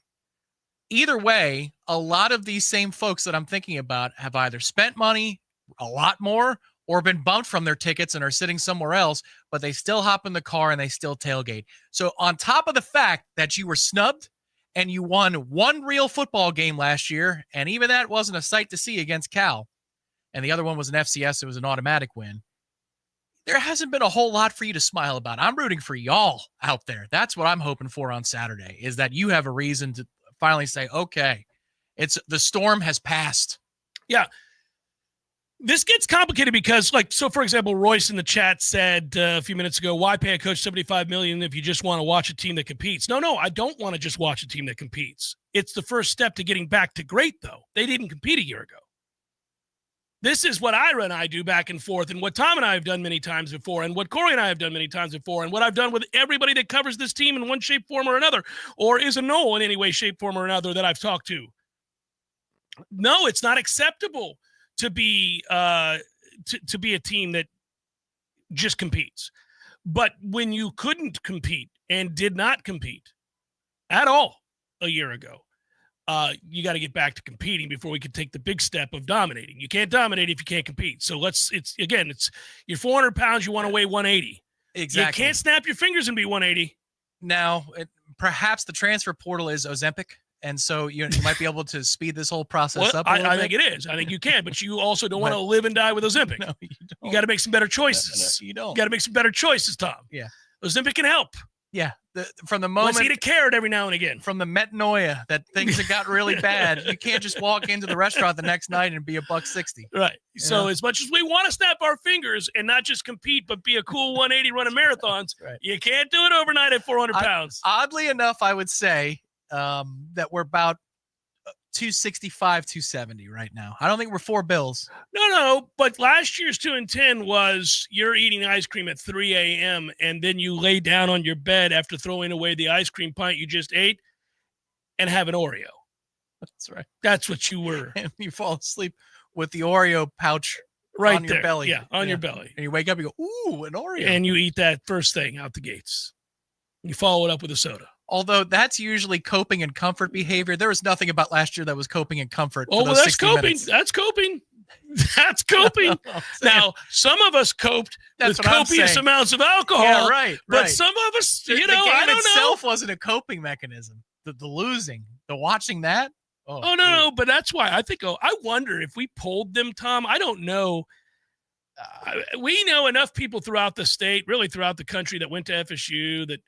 Internationally, that are on your text threads and your Knoll threads. I have a thread with my Knoll brothers. It's called Knoll Brothers, and it's like a lot of us, and we all, and it's made up of guys that went to school there at various times. It's like some of them were with me, some of them graduated 15 years after the fact, some were before, and so it's a fun, diverse group of people, and it's texting back and forth and all that, and some of them just stopped watching. Certainly we didn't have that luxury, but many of my friends, you and I, did not have that luxury. Well, but many of them were like, no, I'm not gonna F up my Saturdays. Part of the privilege I'm not going to watch anymore. Yeah, part of the privilege of doing the job is this is the risk. There are risks to everything. And the reward is being on the field in Pasadena, standing next to each other before facing Auburn in the national championship game and getting an opportunity to, go on the field post game after winning said national championship and walking over to the Florida State section as the band plays and shaking hands. Yeah, that's the benefit. 2 and 10's worth it for that. Yes, to have done those things, sure. Yeah. But boy, last year was the first time where I thought, is it? I'll bet you were happy that those folks stopped watching the games because group texts are awful. Oh, I hate group texts of every kind. They are the worst. The only one I enjoy is one that I have with just me, my wife, and 2 boys. Yeah. That is the only group text I enjoy. That's a nuclear family group text right there. Yeah. And because they know I won't respond if it gets silly. They won't include me if they go down some silly path. I mean, not an inside joke. That's fine. But like if they're starting to do nonsense, I'm like, take it down the road, boys. Yeah, the one group text there's 2. a couple of my brothers and Mets fandom, because we all have the same. You get beaten into a uniform sensibility as a Met fan, so you could really all three of us could be writing the thing that is appearing on the screen about loathing or happiness. But the one group text that I truly appreciate is the Wordle group text that I have with my dad, my siblings. He'll type in the morning, he'll be like, "Did it in 4." And then my sister will be like, "Great job, Dad." I'm like, that's great. See, simple. Yeah, but it's got to be that quick. It is that quick. It's over by 7 a.m. I don't need any more than that. No, it's over by 7 a.m. That's it. It's like, oh, Dad got it in 2 today. All right, solid Dad. All right. Yeah. My kids, it'll go like 19 of them, and I haven't answered back. And they're like, "Dad's just not going to. He's just not going to." I'm like, "No, man. Go. You're at school. If you use the word Riz, I'm not going to answer. We're done. We're done." Chef Cameron Show 93.3 Real Talk Radio, Warchant TV. Budget Blinds at Tallahassee is your local window covering experts. They do it all: blinds, shades, drapery, shutters, even home automation. And they'll be there with you from the design to the measuring to the installation. Budget Blinds is with you every step of the way. Hello, I'm Gary, the local owner of Budget Blinds of Tallahassee. Let us help you with your unique window treatment needs. Call us at 668-4835 for a free in-home consultation, or find us online at budgetblinds.com/Tallahassee. Hey, this is for my homeowner friends out there. You know who you are. When you get your grass cut, you're going to inspect the work, make sure it's good. Get your house painted, check around every corner and edge, make sure that's done right. Get a new roof, got to get eyes on those shimmering new shingles. Get your septic tank cleaned. Bet you're not popping your head down in there to take a look around. You got to trust it's done right. I'll make it easy. Go see my friend Greg Miller Septic. They're my guys. I trust them, and you can too. MillerSeptic.com. That's it. That's the commercial. That's the whole thing. Check them out. That's MillerSeptic.com. It's not just a drink, it's a vibe. Cool off all summer long with bold and beautiful cocktails from Café de Martín. Try the stunning berry champagne with flowers on top, a refreshing pineapple coconut margarita, and the all-new Tamarindo Sour, or our spicy Cantarito. Available Tuesday through Friday for just $12.50. Take a trip to Peru this summer at Café de Martín in the Esposito Shopping Center. Online at cafedemartin.com. Hey, let me tell you about my friends at Tried and True Consulting, a Seminole-owned business that specializes in payments and business solutions. Tried and True's core expertise includes card, ACH, point of sale, mobile, e-commerce, and hosted payment solutions. Tried and True will help you reduce costs and increase your bottom line. That always sounds nice. Whether you're a retailer, restaurant, licensed professional, or service industry, Tried and True is saving you money. Tried and True's expertise extends to payroll, video menu ad boards, IT services, web design, and social media. It's time to make one call and tell the competition to take it on down the road. Call Don or Joe today at 844-464-6653. That's 844-464-6653. When you do business with Tried and True, they contribute 10% of the net revenue to the battle's end. So go Tried and True today. Call 844-464-6653. From the championship stage to coaching change and everything in between, Warchant.com remains your home for the best FSU football coverage in the business. Brutally honest columns and features, market-leading multimedia presence across video and podcast, the largest FSU fan community with a staff that combines for over 100 years of experience covering the Noles. When change comes, Warchant.com is your home for analysis from every angle. Warchant.com, your ultimate Seminole sports source. Sign up today. T-Spark Enterprises, roofing and construction services. T-Spark Construction.com. We conquer all peaks. We fix those dark leaks. Call 850-766-1340. T-Spark Enterprises, roofing and construction services. T-Spark Construction.com. License number CCC 1331204. I'll never forget that moment. As long as I live. As long as I live. My first call ever as a member of the National Guard. When we got to the armory, they briefed us on the wildfires. They were getting dangerously close to homes. Helicopters were going up to drop water on the fires. Guys in the unit were preparing for firefighting with local fire crews. At that moment, I got my first taste of just how important the Guard is to my community. See how the Guard can be an important part of your life at NationalGuard.com. Sponsored by the Florida National Guard. Aired by the Florida Association of Broadcasters and this station.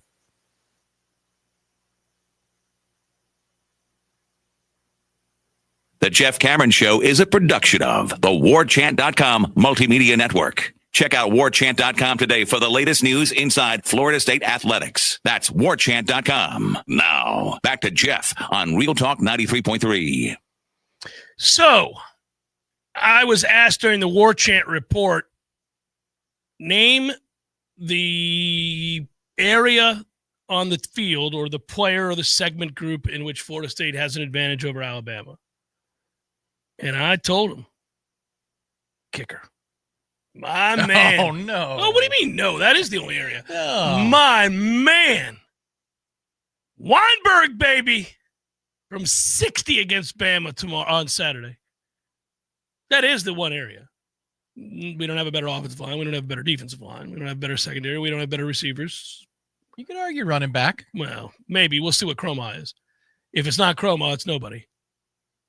So, no. Sawchuck is not a nobody. He's not a nobody. I'm saying he's not better than what Bama has is going to be my guess. So, my point was I said kicker, and I think that's right. Not ideal. But tight end. Could be. And we use him differently, but we'll see. Could use him in varied ways, I would imagine. Yeah. Old Randy. No, it's a toughie. It's a toughie. I mean, you got anything else? I mean, is there anything I'm saying? Guard could be a toss-up. They're missing one of their guys. They don't love their backup, Gino, but whatever that's his name a segment is. group. That's an offensive line. Their offensive line is better than our offensive line. Oh, I'm sorry. Forgive me for getting too specific. Yeah, I mean, it's problematic. You know, this is why we have the conversation about getting back to peak efficiency. This is why we get back to we got to do better. Can't be in this roster situation. This is not ideal. What could, by the end of the game, show itself is that quarterback, they're worse because that kid's scared of his own shadow. Could be. I mean, we'll see. Running back could be worse. It could be. I suppose. I'm going to bet not.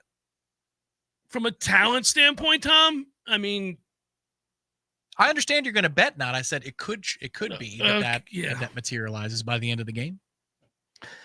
My point is, you know, they're outmanned a little bit, but, you know, teams that you just don't want to believe. Oh, that's what it is. You don't want to give yourself the poison pill. I typically need some evidence. I'll take 4 of them. Give me the hope. I typically need some evidence, guys. But what I would tell you is that that's okay. I mean, there's a reason you're an underdog, significant one at that. Nobody's going into the game going, yep, we got better players. If so, we would have been favored and we'd be feeling really good about the game. We know that, but upsets happen all the time and there's a path to it. And we've kind of talked a little bit about that. A lot of it for me is the discontinuity in the offensive line. They be breaking in new guys anyway, but at right guard, they don't love right tackle. They also got a brand new left guard with a new quarterback. So your checks are going to fall. They love their center. So it's going to fall on him. They've got their own Luke Pettibone level guy in terms of confidence and as an anchor of the line. So you got your guys going to call your checks, but quarterback composure has come up in multiple different ways this preseason as something that scares them. And what's interesting about that is it's not a freshman. He's a 4th-year player. Is he a redshirt junior? He's at least in his 3rd season, if not his 4th.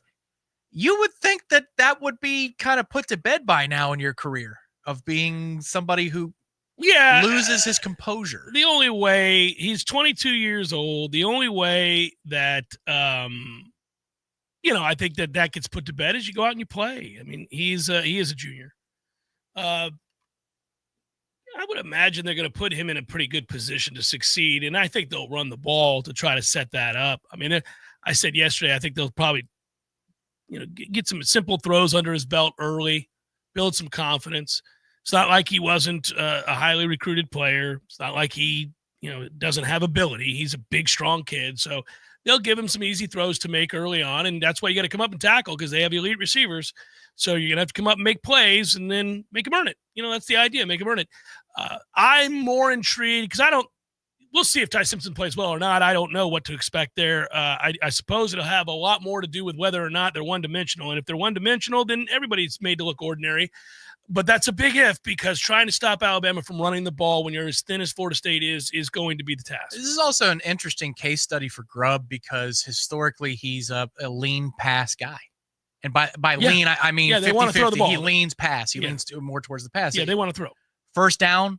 In the past, he's wanted to throw. Exactly. So the question is, how much confidence does he have in this kid, and how much can he, when you don't have it laid out before you perfectly with a quarterback like Penix, or even the kid they had at Fresno that last year is a pretty good player, can you break tendency and go run to pass instead of pass to run? Is that what he wants to do?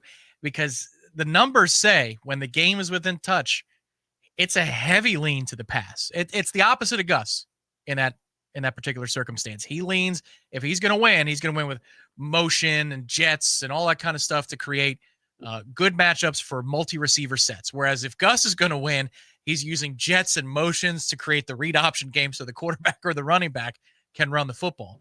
So with this kid that he's nervous about, will he break his own tendencies of his career? So under Kalen DeBoer, year 2, Sioux Falls, Fresno State, Washington. Go back 05-06 in Sioux Falls. They went from 11-2 to 14-0. That's a +3. At Fresno State in 2020-2021, well, it's a little misguided because of the COVID year. They were 3-3, but then they went to 9-3 without it. And then at Washington, they went from 11-2, which he immediately turned around after inheriting a bit of a nightmare, and went to 14-1.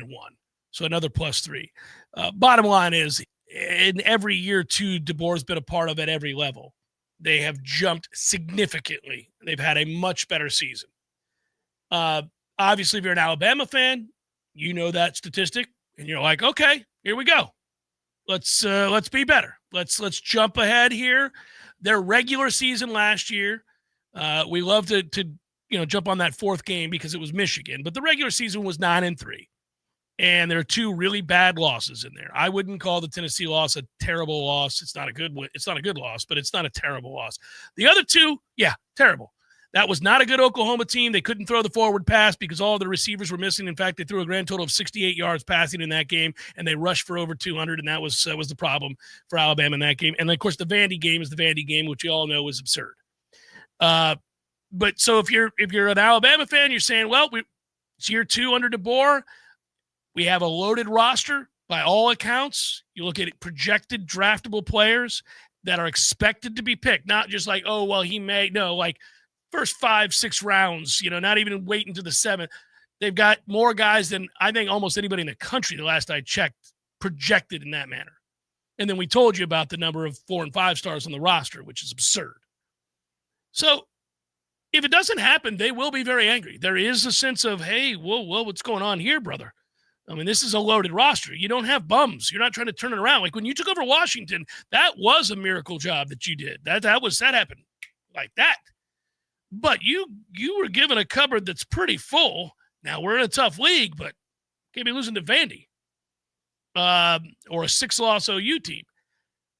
He's under more pressure to win right now, and I said that too is absurd, but I think it's the reality. He's under more pressure to win this game than Mike is. Now, again, I don't like that. I wish it weren't that way. We ought to be holding Mike to a similar standard, but we're not in the same boat right now for a lot of reasons. So I am intrigued to see how much better Bama is than last year. But it comes back to, over and over again, us putting a highlight on that quarterback to see how he plays. I think if he gets some confidence early, we're in deep trouble. But, who knows? This is a confusing defense to prepare for. I think it comes down to this, too. We've talked about this game and this season and this moment so much that sometimes the simplest take is the one that speaks loudly, which is he a dude? Is Ty Simpson a player? And I think their season, because a lot of people have picked them to be the SEC in the SEC championship game, certainly in the playoff, many national champions predictions as well for this Alabama team, because Ohio State lost so much, because Texas hasn't necessarily proven it either. And so the Arch Manning thing is yes or no. Is Ty Simpson a player? Because if he isn't, then a lot of things open up potentially. A lot of things open up in this game, a lot of possibilities. Grubb is really smart. No one denies this. DeBoer has done an amazing job in so many circumstances. Nobody denies that. But if this kid can't play, then it gets very interesting very quickly. Man, that would be cool. But I think that isn't that a real possibility? There's no analysis necessary for that. Like, that would be cool. But isn't that a real possibility? Sure. I mean, I suppose that, there's a possibility he goes out there and he can't play or plays poorly in his first big start. Yeah. And I'm doing the thing that you do here. I'm just, he can't play at that level. Like, he's it's uneven. relative. It's he's relative, an uneven right? player. Like, oh, man. All well, right. even good quarterbacks, even really good quarterbacks sometimes struggle, especially early in their career as a starter. I mean, we see Cade Klubnik is now projected to be the top 5 pick. Cade Klubnik spent a lot of time at Clemson sucking. And now we look at Cade Klubnik through a different lens. He took the big leap. It took him a while. He's blessed with all kinds of talent. I think Ty Simpson probably has tons of talent. But, yeah, maybe you get a version of him that's not even close to fully realized. And that's where being at home changes things. And you throw the ball to the wrong team a couple times early and they get rabid and this gets interesting in a hurry. Yes, and yes. I'm hoping that is the path to some extent, at least the mistakes that we need for them to hand to us. There's some things we're going to have to earn, period. Yeah, and it doesn't necessarily have to be a pick 6. It could just be 3rd and 6, the guy's wide open and you overshot him because you're too amped. Yeah, you don't set your feet, you don't square your shoulder. Yeah. Hey, that happened in the Natty against Gus. We don't think about that drive because they ended up continuing to move the ball and scoring. But early on in that game, that we had a humongous coverage bust in the middle of the field. Oh, it's a touchdown. And Marshall, right, totally misses it. We're like, oh, we got away with that one. Little did we know it would still be 21-3. Yeah, and they would pace it. But that kind of a moment gets lost in the shuffle as the game goes on. But it could be something that simple. He throws it to the wrong side, the wrong shoulder. So the kid has to break back on the ball. He's gonna, because they're running mesh, he's gonna drag across the field and pick up 8. He only picks up 4. And now it's 4th and 3 and they punt. Like that. These are the little things that a quarterback making his first big time start could turn in. I'd like him to throw the pick 6, Tom. I sure would too. We're definitely going to be watching for the football more often. Shannon Young, you guys hear me talk about him often. Saw him yesterday, looking good. Fit as a fiddle. Strong support for you. 7 different states, Florida, Georgia, Bama, Tennessee, Texas, the Carolinas. Loansforknowles.com. Loansforknowles.com. News now. Quincy City Clerk Janice Shackelford was arrested at City Hall Tuesday morning on charges of fraud and misuse of public office. Shackelford's arrest follows a months-long investigation by the Florida Department of Law Enforcement and the state attorney's office. This is a developing story. A 17-year-old senior Leon County student was arrested for possession of a firearm on school property. Administration at Lincoln High School received a tip that a student may have a firearm. Administrators notified the student that they would be conducting an administrative search of the student's vehicle, at which time the student told administrators he had a firearm inside the vehicle. The gun was located and the student was placed under arrest and taken to the Juvenile Assessment Center. Parents and guardians are urged to have open and candid discussions with their children regarding the importance of adhering to the district's zero tolerance policy for weapons and drugs on campus. This is Rachel Anay with your Oil Talk 93.3 local news update, brought to you by Macklemore Systems, Tallahassee's go-to Mac store. Check them out online at MacklemoreSystems.com. This is meteorologist Paul Trombley with your Real Talk 93.3 weather update. Sunshine mixed with clouds at times this afternoon with a slight chance for storms. Daytime highs approaching 90, north winds around 5 miles per hour. Partly cloudy skies again tonight. Slight chance of thunderstorms. Lows level off around 72. Overcast skies tomorrow. Slight chance for storms. Daytime highs approaching 85. This report is brought to you by The Lawn Johns. For all your landscaping and lawn care needs, visit thelawnjohns.com. Right now, it's 89 degrees. Some men follow the crowd. Others take the long way, the wayward way. At thewaywardgent.com, we've curated the gear, gadgets, and grit every respectable man needs, from the fairway to the fire pit. We've identified the top-rated Amazon finds, so you don't have to. No fluff, just the good stuff. Visit thewaywardgent.com for the man who's not afraid to live a little off course. Thewaywardgent.com.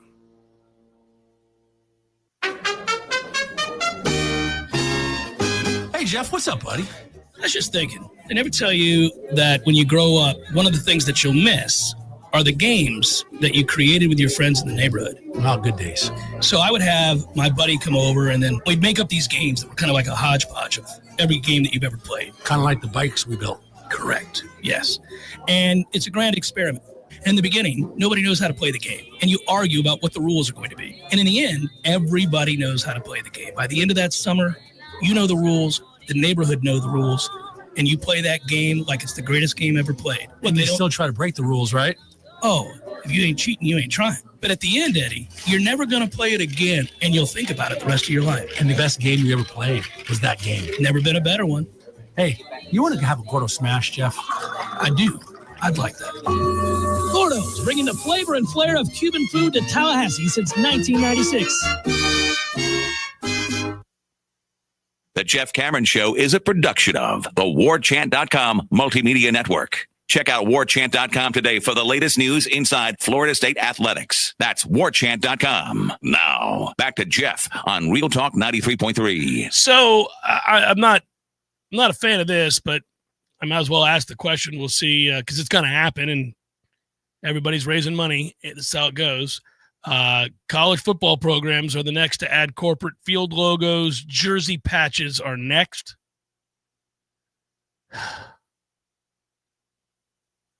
Right on your forehead, man. Right on your forehead if they could do it. If they could do it, that little where you scan it, and you boop, boop, boop, boop, that's what would be on your forehead if they could get away with it soon enough.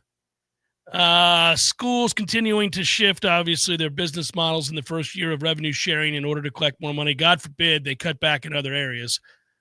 No, they've got to find the extra money through new means, which means you and I get bent over and some of the things that are sacred in the sport go away. So we'll see. Alabama, Texas, and others. Texas being the first to talk about here. They're going to debut the logo of a cardiovascular health company across all of their sports venues, including on the field at Darrell Royal Texas Memorial Stadium. The additional cash that the deal will bring comes in on top of the Longhorns bringing in $331.9 million in operating revenues during the 23-24 fiscal year, marking the first time that a Division I public school has reported more than $100 million in both revenues and expenses in the same year. Texas is doing a lot. SEC schools, Arkansas and South Carolina, are also adding sponsor logos to their football field this year. So is Penn State out of the Big Ten, one of the oldest programs in football. They'll be playing at West Shore Home Field at Beaver Stadium after selling the naming rights to the playing surface.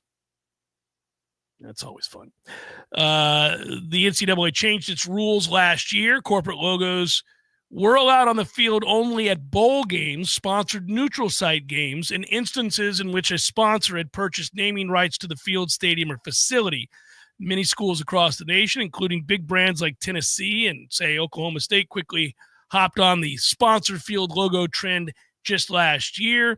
The next frontier, LSU, has not yet sold an on-field sponsorship at Tiger Stadium, reportedly seeking approval from the NCAA to sell sponsored jerseys, which would be the first ever in any college sport. School officials believe the move could bring in millions upon millions upon millions of dollars annually. Recent story in the New Orleans Advocate, if you want to read it, points out just how lucrative it will be if the NCAA were allowed sponsored jersey patches like professional teams in the NBA, the NHL, Major League Baseball have already gone that route. Schools could theoretically sell package deals in which a brand name logo could appear on both the team's playing surface and also their jerseys. And pretty much, I'm going to guess, soon the helmet, which you can't. You can't. But I am already defeated in this realm. It's going to happen. Just like with the gambling, which I'm in favor of, I used to say, look across the pond. Well, you do that in soccer. You do that with any global sport. You see that this has been in place for a very long time, and it will be in college football. As they professionalize college football, it will happen more and more and more. Yeah, what frustrates me is, and I understand that a lot of the bandwidth for our day-to-day operations over there was dedicated towards, beating the ACC in a court of law. But in terms of the sales, it frustrates me that we weren't the first to market to try and get these things approved like LSU is for the jerseys. It was about bridging the gap. How can you bridge the gap? Right. Now, if you don't have something on your field, you're falling further behind your peers. That's the term that we love to use in these presentations. Like, well, what are our peers doing? Okay, well, where is this for us? Where is the on-field stuff? This is where I get aggressive. I know what you're saying, and I don't like how it feels either. Well, it's not, but I also don't like how it looks aesthetically. But okay. But if Tennessee and LSU and Penn State and like Power 2 schools are doing this, God dog, we should be thinking of new ways to sell and place logos and to make up for a gap. Because instead of us running down a gap, now we've got to chase our tail in order to catch up to these naming rights that other schools Yeah, if it's a foregone conclusion, I understand your point. Yeah, you got to get, and Florida State has to be very aggressive in ways to open up new revenue streams. They're not amongst the have at the elite of the elite. I mean, they're not poor, but they're certainly trailing many other schools against whom they seek to compete. Call it the Coach Seuss Seminoles theory, which is, if nobody's going to promote you or you got to go and do it yourself. Like, I hope that maybe in the next 5 years now that the bandwidth is not in the courts of Leon County or whatever county they were in North Carolina, that we can be considered one of those cutting-edge universities when it comes to finding ways to monetize themselves, to bridge the gap until we get to the Power 2. As far as, by the way, what the Power 4 commissioners think of down the line private equity deals, currently, the Big Ten, the only power conference to pull off the private equity deal, or if you want to call it that. But the other conferences, the ACC included, the SEC included, Commissioner Greg Sankey saying about that, we've probably had 2.5, 3 years in visits with banks, private equity, venture capitalists. That's not been the right direction for us. We've not seen the concept that really works for us. Jim Phillips bothered to have an opinion on this, first time in a long time. And he said, look, we're all very educated about it here in the ACC, and there just hasn't been anything that's made any sense for us. Now, again, we're all informed. Yormark said in late May, we know what's going on in that world, and we're just not ready to jump in yet. So you have Big 12, ACC, and SEC saying no. Big 10 saying, hell yeah. We're actively considering deals, said Petiti. It's a little bit of a longer time period before it crystallizes, but we are pursuing. So, once that domino falls, get ready for that too. Just an aside, just something to, I guess, further depress you. 13-game regular season right around the corner. Player safety, damn it. Final hour, forthcoming. Stay with Bonus Hour.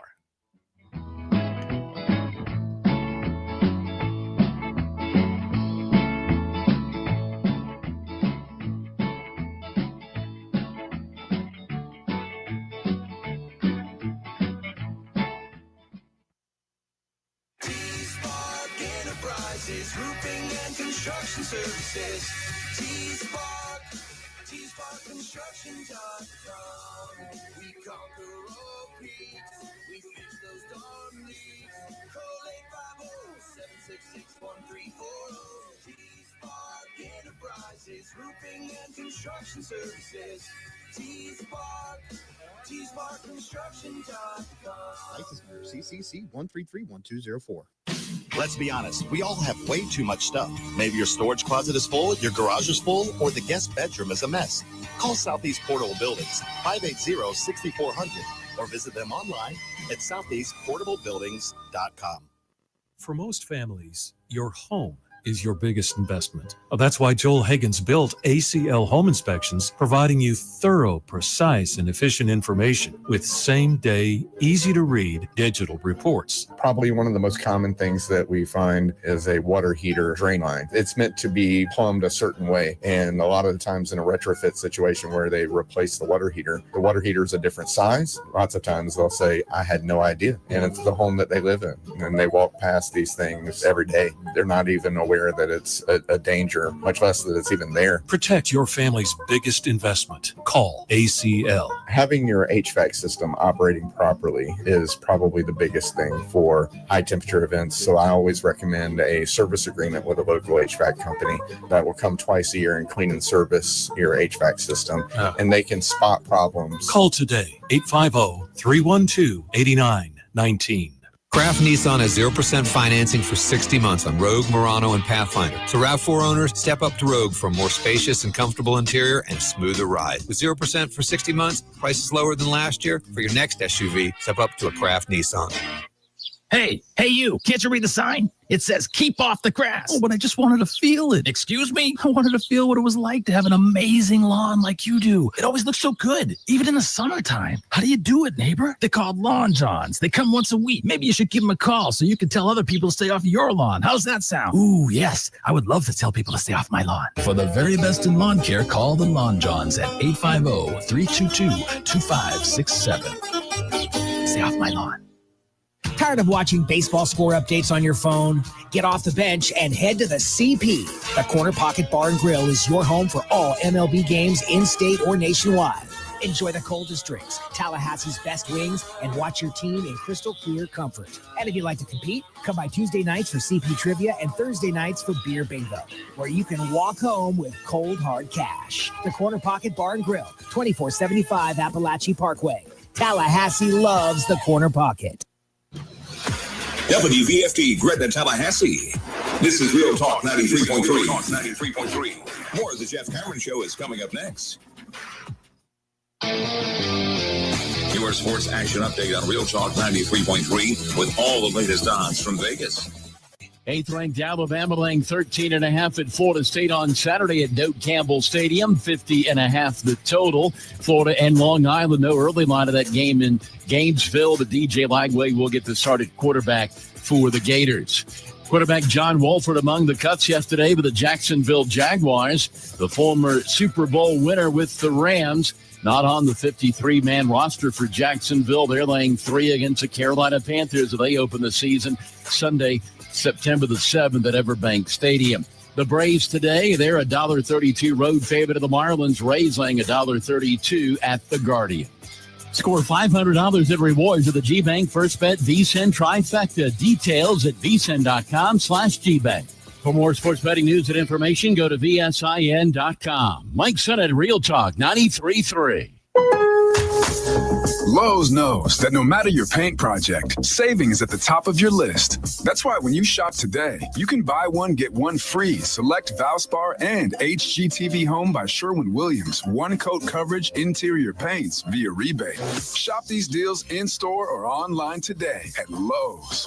We help, you save. Selection varies by location while supplies last. Discount taken at the time of purchase. See sales associate for details. Offer valid 8/21 through 9/3. What is your next success story? At University of Maryland Global Campus, you can succeed again with more than 135 affordable online degrees and certificates to help you move your career forward. From cybersecurity and AI to healthcare and MBA, our programs help you build critical thinking, leadership, and communication skills that set you apart in today's job market. Apply now and save with no application fee through September 3rd. Visit umgc.edu to get started. Certified to operate in Virginia by Chev. Some men follow the crowd. Others take the long way, the wayward way. At thewaywardgent.com, we've curated the gear, gadgets, and grit every respectable man needs, from the fairway to the fire pit. We've identified the top-rated Amazon finds, so you don't have to. No fluff, just the good stuff. Visit thewaywardgent.com for the man who's not afraid to live a little off course. Thewaywardgent.com. Florida man, why are you hobbling around like you got body slammed by a palm tree? Well, I was boarding the house up for the hurricane, and Hank, my alligator, thought he would help. Your alligator was helping? Well, he was holding the ladder with his tail, but a gust of wind hit me like a jet ski at full throttle. Next thing you know, I'm airborne, plywood in hand, landing in the palmettos. Florida man, have you been keeping up with your chiropractic adjustments? I fell off track just like I fell off the ladder. Now my spine's more crooked than a pirate's treasure map. Look, just like you prep your house for a hurricane, you gotta prep your body for the health storms life throws at you. Don't wait till your spine's blowing in the wind. Take action now. You're right. I'm headed to Finn Chiropractic faster than Hank goes after a marshmallow. Go to finnchiro.com, FENNCHIRO.com. That's finnchiro.com. Book your appointment now and take advantage of that online special. I'm headed to Finn Chiropractic Boogity Boogity. Hank, get out of the cooler. That's for the hurricane party. What do you need tires on? Your car or truck? Tractor or heavy equipment? At Nice Tire and Auto Service, we have tires for all these needs, and we service your vehicle from air conditioning and computerized alignment to oil changes and everything else under the hood. Call Nice Tire and Auto today at 574-4100. That's 574-4100 for your scheduled maintenance. National accounts welcome at Nice Tire and Auto Service, 4792 Bluntstown Highway, just west of Capitol Circle.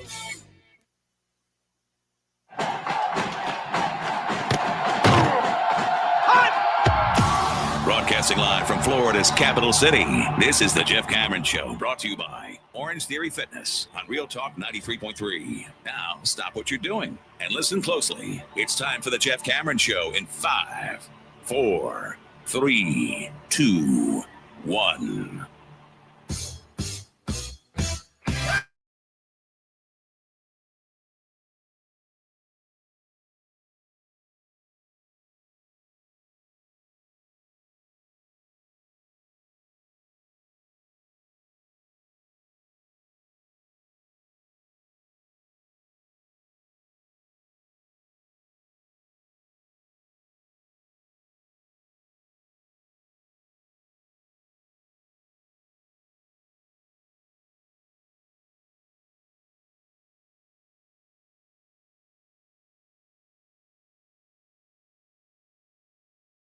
And I just pulled up some of the wagers again. I'm adding to my list as we do the show, Tom.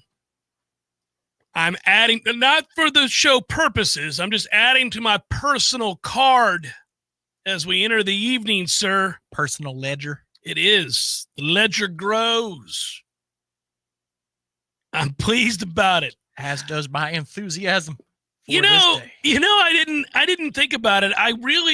That's not true. I wouldn't be talking about it, and I probably shouldn't lead with it in the third hour. But the third hour is always whatever the hell we want it to be. Did you really consider betting a little TCU North Carolina? What are we going to get with Chapel Bill? Actually, I'm looking at him for the futures. I'm looking at a season win total bet there, and I'll make my decision on Monday. After watching the game? No. Before the game kicks off. That's one where I want to delve a little bit more into all of the experience that they brought in. I saw a chart released today. It's an ESPN stat regarding the amount of snaps brought in through the transfer portal for programs across the country. Oddly enough, we're not in the top 10. I thought we might be, considering the entire offense is new. Yeah. But North Carolina is. And so I want to do a little bit more research on that before I look into their extremely manageable ACC slate this year. Well, buddy, if you're North Carolina and you're Bill Belichick, the light will be bright. It is a standalone primetime Labor Day game. You are going to get everything you could have wanted. So we'll get to jump on board here and see what's what. Where I want to see, I guess where I want to see is the difference. Fourth quarter close games, they're not going to overwhelm people with talent, but he might outcoach a whole bunch of people. So I am kind of curious to see that, and I can see where if I was a North Carolina alum or fan, I would be excited about this. They haven't had much to be excited about in a long time. I would always wonder if this was going to work. I did think if I was a Carolina fan, the thing that interested me early on would have been, look, the man told you how he was going to recruit, how he was going to prioritize, what was expected, what he was going to do in terms of how his program was going to be made different. He's said to have gotten involved in that element, but not as much in donor engagement, third-party revenue opportunities, post-graduation support for players, and all this other stuff. He's like, yeah, you guys handle that over there. I'm going to do this. So quickly, I'll run down a few highlights of this list of portal acquisition in terms of starts and snaps. Do you know who the most portal-friendly team was this offseason? Most portal-dependent. The team that brought UNLV? No, it's Power 4 only. Okay. It is West Virginia. 51 transfers were brought in for Rich Rod at West Virginia. I thought at the time that they gave that job back to Rich Rod all these years later that was the spot for Jimbo Fisher. And I think if it had been another year removed, he might have got that job. It might very well have been. and they brought in 462 starts worth of experience. Did West Virginia, over 32,000 snaps. Now, Purdue actually brought in more transfers, raw number 52, which is insane. They were an awful team a year ago. I mean, just an awful team. Just south of 26,500 snaps. So West Virginia has significantly more on-field experience. North Carolina's 10th on that list. They brought in 39 transfers, 308 starts among those 39 transfers. So again, that's why that's I believe it's 7.5. Most markets that you see for North Carolina's season win total. I do want to take a look because that ACC slate, they've got the SMU pass or the Louisville pass this year.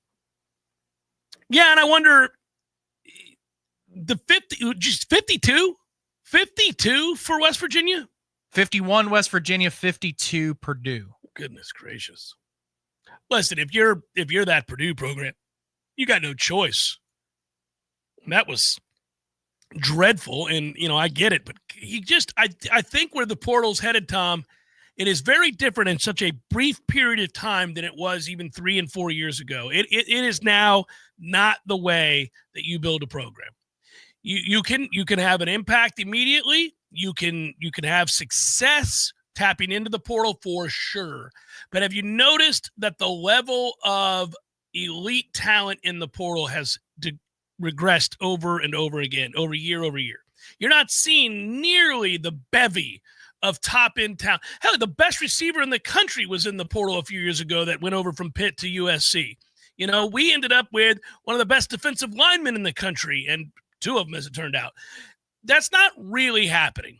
It's not, there's a kid here or there. There might be a quarterback here or there that certainly fits a system, but it's not as deep as it used to be because teams are investing in roster retention.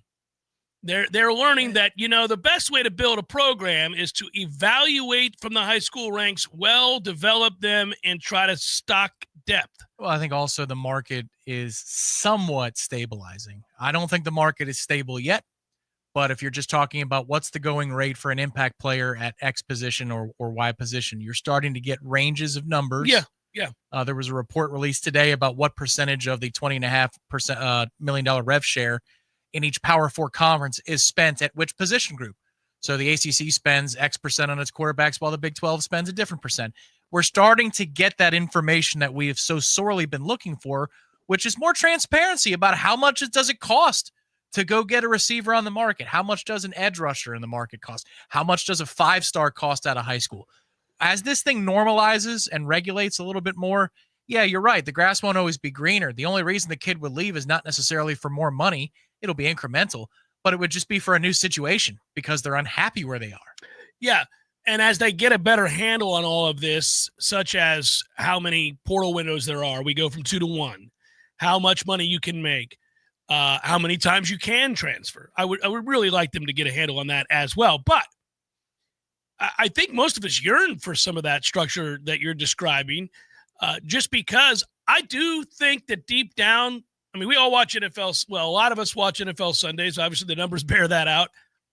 And we all fancy ourselves a GM. If you played football, love football, pay attention to football, consume football, read about football, judge football, then you have an opinion about football. And you could do that with almost every team if you watch a lot of football. If you watch a certain conference top to bottom, you're passionate because your team's in that conference, or you just love that conference, or it's the NFL, and maybe you have a level of expertise about the NFC South, Tom, because our Bucks are in the NFC South. So you know what the Panthers are doing. You know what the Saints are doing. Not much. They're on the clock. No, what New Orleans is doing, what the Bucks are doing, what the Falcons are doing, whatever it might be.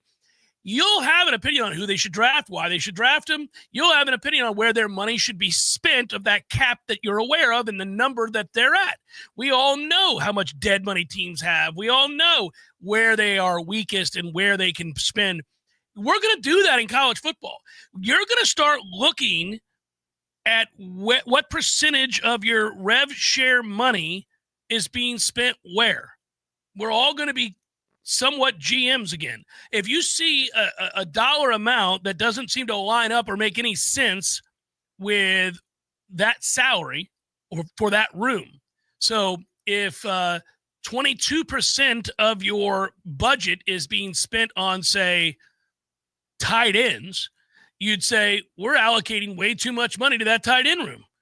That should be 7%. And a rush end and left tackle should see the lion's share of the money we're saving by pulling it from that tight end room and putting it over there. That will be fun. It's not the way I always envision college football, but that will be fun. No, that was part of an off-season exercise I did that I had a lot of fun with, which was just to take a look at NFL teams against the cap, which is $250 million last year. I think it's $280 this year. And who spends the most at quarterback? Cowboys. Who spends the most at tight end? Chiefs. The Chiefs. Yeah. No, the Cowboys last year, because the first year of the new Dak contract, he was the largest portion They've got to of really the hate cap. that. Yeah. Well, remember, I gave you a thing, too, to use, not for your exercise, but what percentage of your cap is spent at the quarterback position or any room? Like when you get to over 40% for quarterback, it starts getting interesting. It starts becoming problematic. Well, yeah. Unless you're, of course, spending it on, like, an elite top 2 quarterback. Well, Cincinnati's got huge problems now. I mean, they were backed into the corner on the Hendrickson thing. You couldn't really let him go. You couldn't let him walk. No. But they felt they couldn't let T. Higgins walk, and they had already paid Jamar Chase, and obviously Joe Burrow is going to be the anchor. So on 4 guys, the percentage that they're spending of the on their cap is like absurd. It's out of control. Yeah, but I would argue there in that situation, man, they did spend it on the right guys. You could, but do you really need T. Higgins, or could you use a better offensive lineman? Because that line's going to get him killed. He doesn't help himself. He doesn't help himself. But that line certainly does not help him. Well, that's been the larger question in Kansas City. Their offensive line has been a real problem. I mean, he'd get him killed all the time. Yeah, 2 years ago, they had Donovan Smith at left tackle. Well, that's not good. That ain't good. Don't want that. We saw that. That's up close and We're personal. like, sure, go ahead. Yeah, you can have him. He's your starting left tackle, really. But that's a fun exercise. We're like, why are we spending so much at wide receiver? Well, one team that spends a whole lot on offense right now is the LA Rams. And yet their defense is their calling card, because they nailed it in the draft, and they have rookie contracts for Jared Verse and Braden Fisk, and that'll help. Okay, so equated to college football, player evaluation, recruiting, development, you've got to hit a home run. You can spend the big money. Hey, the Battle's In announcement, it's great. We're all excited about the Battle's In and their relationship with Florida State. And then, the dissolvement of Rising Spear. Get the hell up out of here. We always knew that was a deadbeat situation. So there we go. Battle's In is good to go. Tom, we're going to be paying close attention to this for a variety of reasons. But, sitting around talking about allocating funds, we now know the way that collectives are going to have to operate. It's no longer that you're going to have a contract with 67 people. The NIL part of this is going to be like, all right, we've identified 12 kids. We're going to need a little something. Because here's the percentage we're allowed to give them or can give them or should give them out of the rev share, but we're going to need an extra whatever it is. Well, and those evals just can't be wrong, as you said. We've done this a few times now, but if you look at 2023's class and you go top to bottom in terms of recruiting rankings, and this is not transfers, this is just high school kids. Hakeem Williams, Lucas Simmons, Blake Nicholson, Conrad Hussey, KJ Sampson are your top 5. You might get a player and a half out of that in terms of return on the investment. The next wave, Lamont Green Jr., Jaden Jones, Dre Jacobs, Edwin Joseph, Sam Singleton, Goldie Lawrence. Couple players out of there. Glad Edwin's playing well. Glad that Jaden Jones had a nice preseason camp. Brock Glenn, KJ Kirkland, Andre Otto, Jabril Rawls. Jabril is a 3-star. All right, there's an eval. You're going to need more Jabril Rawls in the equation. He's a starting corner for you. He was a safety coming out of high school. You're going to need about 2 or 3 of those at minimum, and then you're going to have to hit on the 4 and 5 stars at a better rate than like a 15 to 20% clip. Now, we're hoping that the 2024 kids and 25 kids are much higher hit rate. But, yeah, evaluation costs money if you don't do it well. Well, this is why I think that a guy like Jimbo Fisher will get another chance. Now, the last we saw of him, most people would identify his time at Texas A&M as a failure. Now, he would point out there were some successes, fine, but by and large, I think Texas A&M fans would tell you that's a failure for all the investment, for all the money, for all the talent that they brought in. They still have a top 15 roster in the sport in terms of blue chip. It's an elite roster, but they were dysfunctional and they failed. But that dude can really recruit. And when it comes to recruiting, it wasn't just that he could recruit. It's that he could identify kids that were going to get better, that were going to grow into something else. I mean, just example after example. Hell, moving guys from one side of the ball to the other and have them be NFL players in the new position. That dude will get another chance because of it. Maybe there will be some stipulations, which will be like, hey, man, sorry, at one time you were an offensive genius. You're not anymore. You're hiring somebody else. And there will be rules about this. And then back to us looking at 24. What I'm hoping is by the time, because I'll read this list again when the season's over, and hopefully a few of these names that are on the list, these are the 4 stars from the 24 class. Cromenhawk, Lester, Jamari Howard, Kai Bates, Cam Davis, Landon Thomas, Elijah Moore, and Mari Williams. You're talking about the 24 class? Yep. Yeah, that's got a chance to be really good. Lawayne McCoy, Makai Danzy, Jonathan Daniels, Dede Holmes, Ricky Knight, ITT, and that concludes your 4 stars list. Now, many of those guys are in wait-and-see mode, but it would be nice by the end of the season that you say, yeah, well, once Lawayne McCoy got healthy, he was really a player. Or, hey, it was nice to see Charles Lester make the 2D preseason, but little did we know by the time we got an ACC play that finally he would be emerging. Jamari Howard could be the same thing, too. I love him. I wish he could get healthy and be this speed merchant that we know he is. But we do think already, Landon Thomas and Amari Williams, yeah, man, those guys are going to help you. Same position at the moment, but maybe Amari gets some time in third down situations on Saturday. Curious to see how they use him. I mean, it's kind of gone to the backdrop given all the other things that we're talking about, but I am curious to see how they use him. Pitcher Pitty Pools and Spas have everything you need for pool maintenance, chemicals, cleaners, pumps, vacuums, nets, covers. I've told you about that many times before. Premium hot springs, hot tubs, best selection in the entire city. Here's the thing, though, about them. Now they got the cold plunge tubs to boot. Hot Springs is in the cold plunge business. They brought some of those tubs over here to the Greer Road facility. Go inside, see that showroom, be blown away. Look at these two guys. That is adorable. That never stops being awesome. Just look at those otters. If you're not watching the show and you're just hearing the show, you're missing out on 2 cute otters on their back holding hands, floating in the water. Pitcher Pitty Pools and Spas will come get your old beat-up hot tub, remove it for you, give you some money towards the good stuff, the new stuff. It's all yours. Pitcher Pitty Pools and Spas. If you're ready to relax, they're ready to show you how. Leaky faucet, busted pipes, clogged toilet? M&L Plumbing is here for you. For all commercial, construction, and residential plumbing issues, call M&L Plumbing at 575-9393 or visit online at mnlplumbing.com. Hey, it's me, your car. That crack on your windshield? Yeah, it's not a good look. People are starting to stare. Don't let your car be embarrassed. Call Seminole Auto Glass for fast, professional auto glass replacement. We'll fix chips, cracks, and your shattered pride. Please, for both of us. Call 850-539-4527 or visit SeminoleAutoGlass.com today. Seminole Auto Glass, saving cars and their egos. one windshield at a time. Better call Seminole. On the front lines, fighting the insanity of the woke, it's Matt and...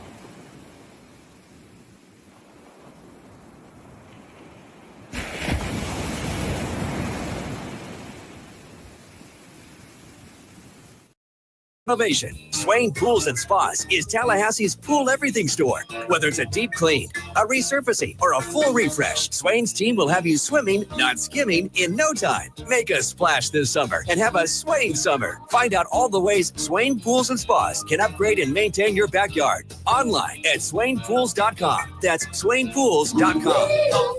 The next 3 free flow Azure spas will be available half price. First come, first served. Swain Pools and Spas. And right next to Swain Pools and Spas is Tallahassee Car Care, the only repair shop where you can take a dip while we repair your whip. Tallahassee Car Care, right next to Swain Pools and Spas. Penthouse the jewelry, Penthouse the jewelry, Penthouse the jewelry, home of the real nice price. Hey man, have you heard the sound? Penthouse the jewelry's the best in town. So rings, diamonds, earrings, bracelets, and more. Penthouse the jewelry store. When was the last time you randomly did something nice for someone that means a lot to you? Now, I say this every day at the end of my show for everybody to be a better person today than you were yesterday. Well, one way to do that is to drop into Pentalta and get a gift for someone who deserves it. It'll brighten their day, their week, maybe even their year. You don't have to wait for a holiday or special occasion, so don't wait to go check out a true local gem, serving Tallahassee since 1988. Now sing along with me, and I'll see you at Pentalta.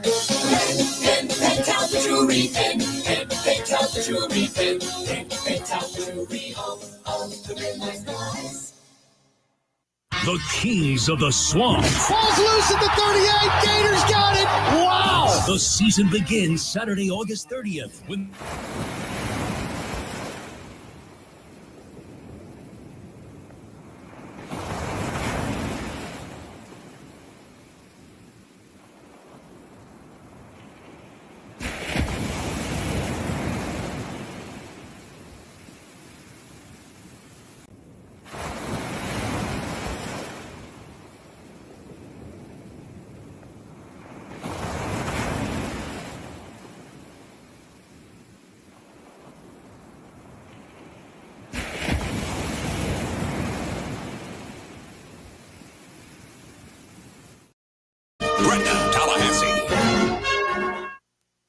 The Jeff Cameron Show is a production of the Warchant.com Multimedia Network. Check out Warchant.com today for the latest news inside Florida State athletics. That's Warchant.com. Now, back to Jeff on Real Talk 93.3. I was telling my son the other morning about the weekend's slate, and it occurred to me just how many big games there are when you think about the cachet of the teams.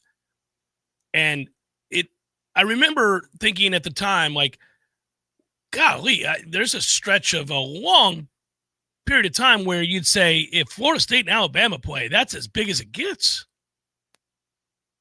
And then it occurred to me that that is true of, say, Miami versus Notre Dame. And yet that game doesn't feel like it's being talked about almost at all. And so it struck me as funny this morning, when I was reading in The Athletic, questions submitted. I believe that's what's-his-face's segment, Stuart Mandel. I don't care about him, but I saw one of the questions to him was, it's confusing to me that the Miami-Notre Dame game, of all the big games this weekend, doesn't seem to be one that's talked about. Well, maybe that's because it's on a different day. So it's further down the road. You're kicking the rock further down the road. But to Mandel's credit, he said the reason for that is fairly obvious. Miami fell off the cliff. I mean, Miami basically stopped being Miami in every sense of the word. They went from the Big East to the ACC, fell apart, and remained absolutely irrelevant for 20-plus years. It's fun to say that out loud.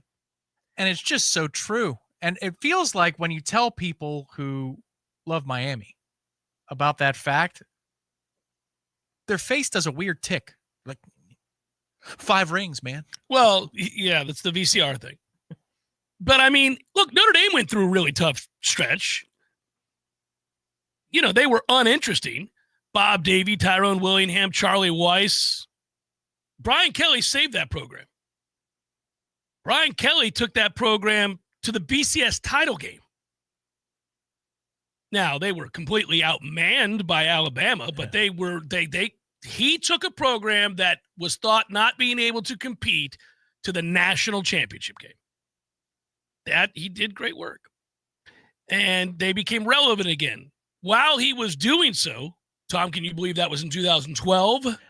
Yes. Holy moly. I can. 13 years ago. Just because of spinny whippity-doo and 5 turnovers against Florida, that would have been us in that title game winning the free natty against Notre Dame. It's right. Too bad. But alas. That said, I mean, that was 13 years ago. Damn it, man. Anyhow, that brought Notre Dame back to relevance while Miami remained irrelevant.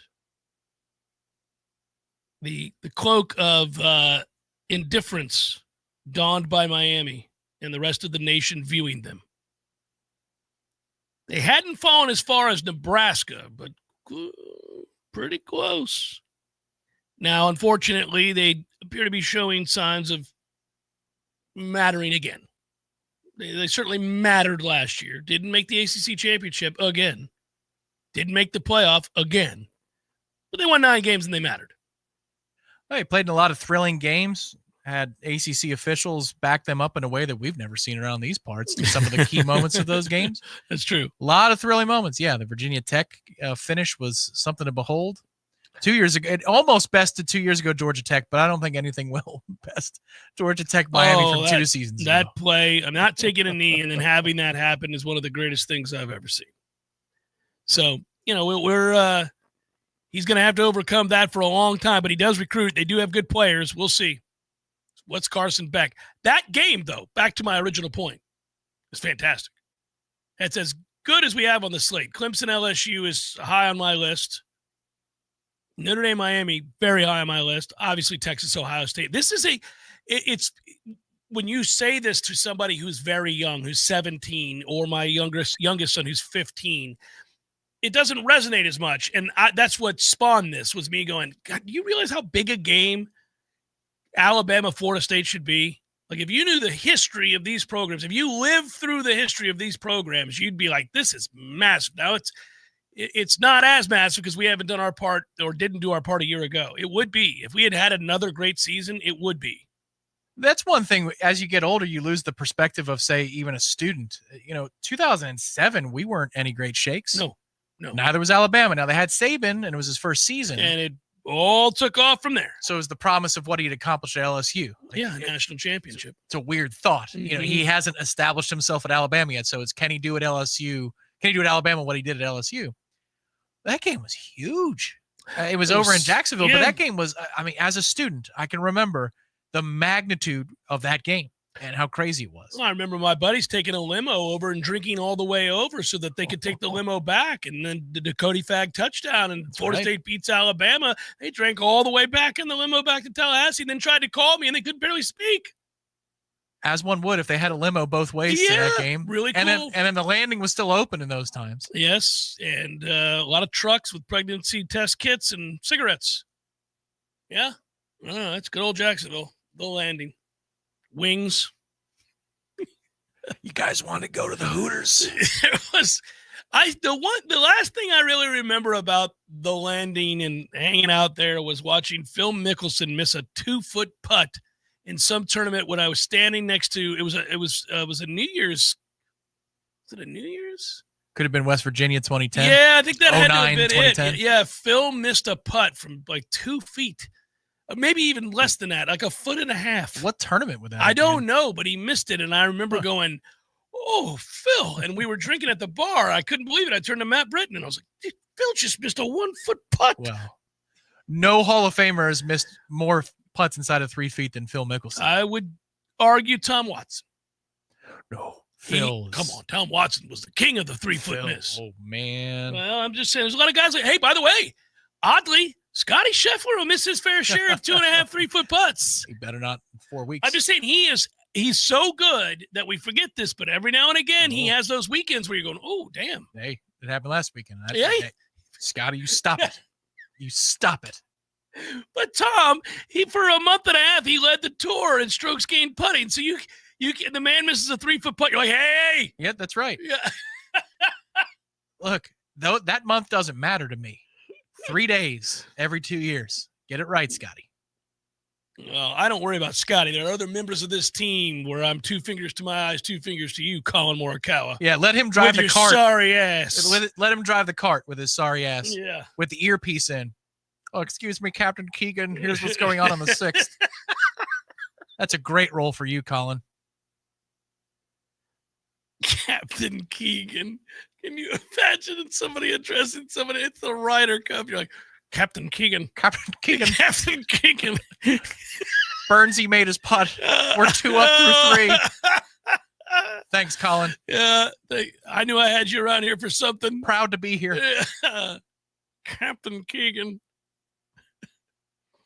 He has a code name. It's Falcon, Captain Keegan. It's Falcon. That putt's good. We're 2 up through 5. He could have kind of a spin-off of the radio call here. Fire up the Greenwood. Sam Burns has made the putt. I love the idea of just like some over-the-top nerd. Yeah, it's Falcon, Captain Keegan. Great drive from Sammy. Just like, what in the world? It's Falcon. Falcon, first of all, your name's Ronald. Yeah. And secondly, I told you I only need updates at the end of each hole. I don't need shot-by-shot updates. Great drive. Beep, beep. Let's solve for the future. We'll do it next with our friends at ISF. Chef Cameron Show, 93.3 Real Talk Radio, Warchant TV. Your local news now. A 17-year-old is behind bars after allegedly brandishing a firearm and pointing it at another individual near Gene Cox Stadium on Friday. The TBD Violent Crimes Response Team noticed a group of teens gathered outside the gate when they saw a male pointing a firearm at a person who then fled. Police officers chased after the group and arrested the 17-year-old. Shortly after the arrest, officers searched a vehicle at a gas station nearby and discovered a handgun with an extended magazine, along with a backpack containing latex gloves, a window punch, and a screwdriver. It is unclear if the arrested 17-year-old was a student. A Bay Ridge daycare has decided against an appeal on a child closure was issued to close Little Blessings Childcare. The center had 48 hours to make an appeal. The Georgia Department of Early Care and Learning said after consulting with our legal department, they initially expressed a desire to appeal, but ultimately decided against it. This is Rachel Lene with the Real Talk 93.3 Local News Update, brought to you by Macklemore Systems, Tallahassee's go-to Mac store. Check them out online at MacklemoreSystems.com. Now, here's your Tallahassee weather report. I'm Chief Meteorologist Casanova Nurse from the ABC 27 First to Know Weather Center. It's been a while since we've been able to say there's been no rain activity expected for this evening, but that's exactly what we have. Areas of dryness and clear sky that will lead temperatures to be on the warm side for a few hours, but falling into the 70s as the evening progresses. From the ABC 27 First to Know Weather Center, I'm Chief Meteorologist Casanova Nurse. Did you know that the survivability of a metal roof far exceeds that of a traditional shingle roof? At Metal Roofing Sales of Tallahassee, we have a brand new state-of-the-art roll former that produces the highest quality VersaPanel, PVR, and standing seam options. And we will guarantee to match or beat any local competitor's pricing. We're a family-owned business ready to offer you the very best sales and installation service in the area. And don't forget about our veterans and first responders discounts. Call Metal Roofing Sales today at 850-536-9123 or online at metalroofingsales.net. 1 out of 8 women in the United States will be diagnosed with breast cancer in her lifetime. And the chances are you know at least one person who's been personally affected. But right now, you can help. It's simple. Donate your unwanted vehicle, RV, or trailer to the United Breast Cancer Foundation. It's the easiest way to contribute to one of the nation's leading charitable organizations. The process is fast, easy, and free. Not only will you be helping, but you'll also receive a tax deduction. The United Breast Cancer Foundation offers an array of programs and services that help and support families and individuals dealing with breast cancer. But we can't do it alone. We need your help. Simply give us a call to get started, and we'll schedule a pickup date that is convenient for you.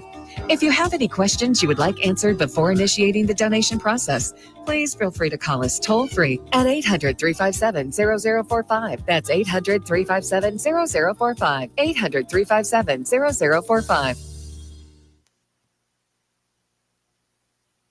The Cameron Show is a production of the Warchant.com Multimedia Network. Check out Warchant.com today for the latest news inside Florida State athletics. That's Warchant.com. Now, back to Jeff on Real Talk 93.3. I wish I had the magic bullet. I had the answer because we got to solve for the future with our friends at ISF right now.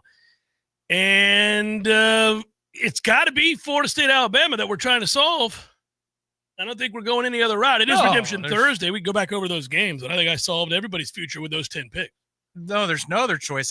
One thing I can tell you right out the gates, can I bring a little key, a solving for the future key? Yeah. So Kane Womack is one of the least blitzing defensive coordinators in the college football world. His blitz rate would be considered conservative for the conservative NFL.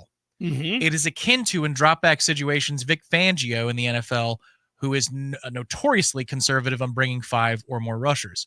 It's close to 18, 19% blitz rate on dropbacks. Now, run blitzes are a little bit more difficult to look through and scout out, because if we're running a condensed set and there's two tights, Right. like, is that a blitz or are they just reacting to the ball being handed off? So one of the keys to me would be, all right, Tommy, if they're going to drop 7, take what's in front of you, because Womack is trying to set traps through coverages.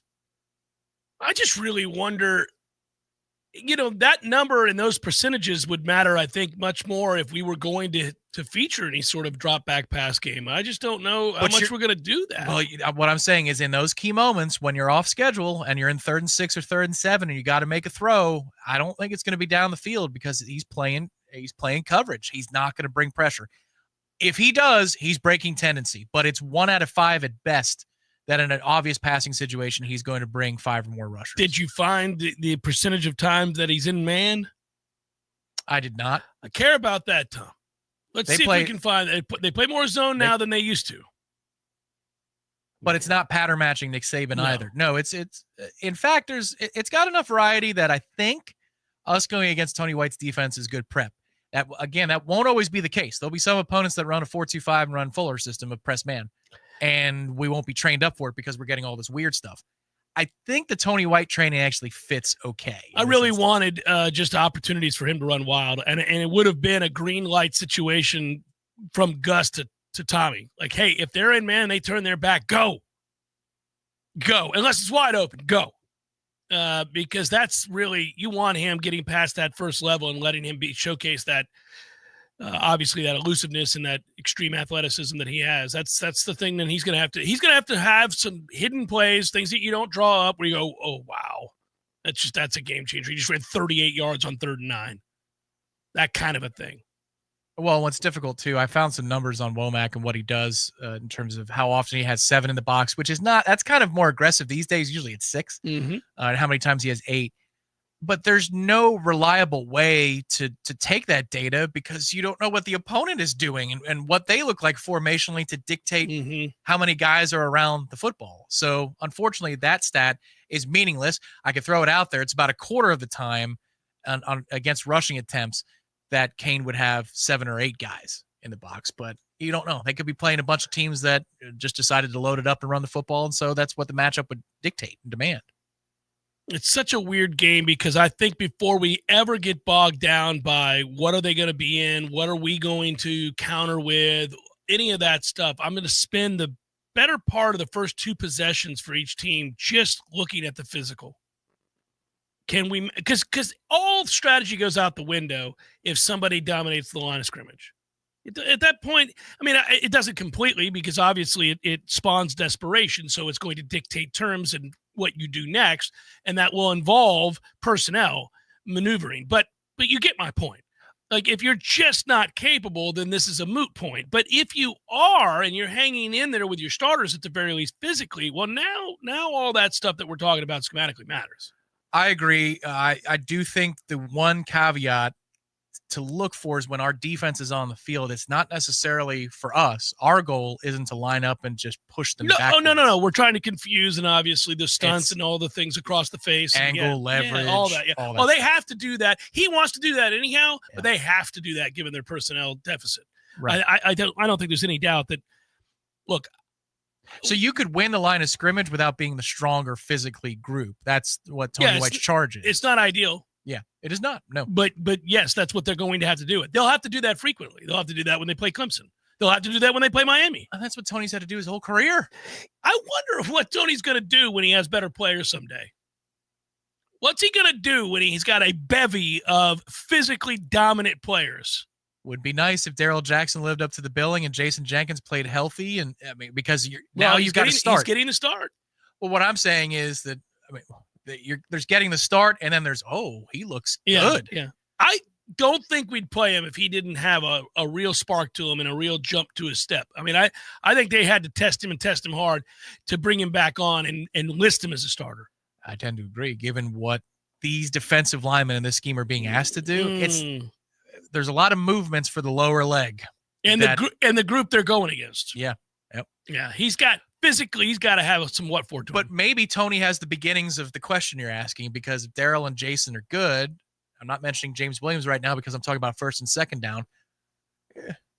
At that point, don't you wish you could put or just hand a truth serum to James? I saw a picture of him yesterday. I'm telling you, yes. There's no way. The Desirs are listed at 260. James Williams is listed now at 255. They backed off at 262. They had 262 going for a good while. Spring was 262 list. 255 even looks very generous. The Desirs do not look like James Williams. I mean, it doesn't mean he can't hold up, but weight matters. This is like dumb. What was all that 1 in a million talk? Like, what was all that 267 talk? Come on now. I wonder if he was at one point briefly touching that, and then camp starts, and that's it. You're losing 10 pounds, but I don't. It's hard to see it there. People carry their weight differently. I mean, I meet people that are 190 pounds and they're thick and big, and you think they're 215 or whatever, like in a good way. And they're like, oh no, I'm 190 pounds. And then there's guys that are, 220 pounds that look small that you're like, really? 220? Yeah. I mean, so people carry their weight differently. I don't know though. Well, the pictures I've seen have cut off at the knee. So maybe his calves look like he's got the biggest calves ever. He's got golf caddy calves. He's got catcher's calves. Yeah. Stevie Williams calves. Right. 35 pounds of calf. Yeah. I hope. What an anchor. What an anchor. My friends at ISF. By the way, you hear us talk about ISF right here in Tallahassee, helping companies all over the United States, helping agencies conduct feasibility studies and the like, figure out the best new tech enhancements for them, for example, find the right people, the most efficient processes. They can schedule the 4Bs to seek the funding they need to make those changes and modernize their business. They've done that with agencies like the Department of Economic Opportunity, Children and Families, Health, many, many more.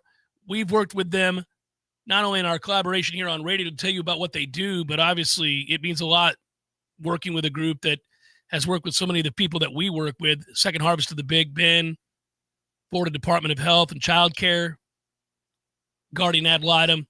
Good people helping companies and government agencies all around the country. Jeff Cameron Show 93.3, Real Talk Radio, Warchant TV.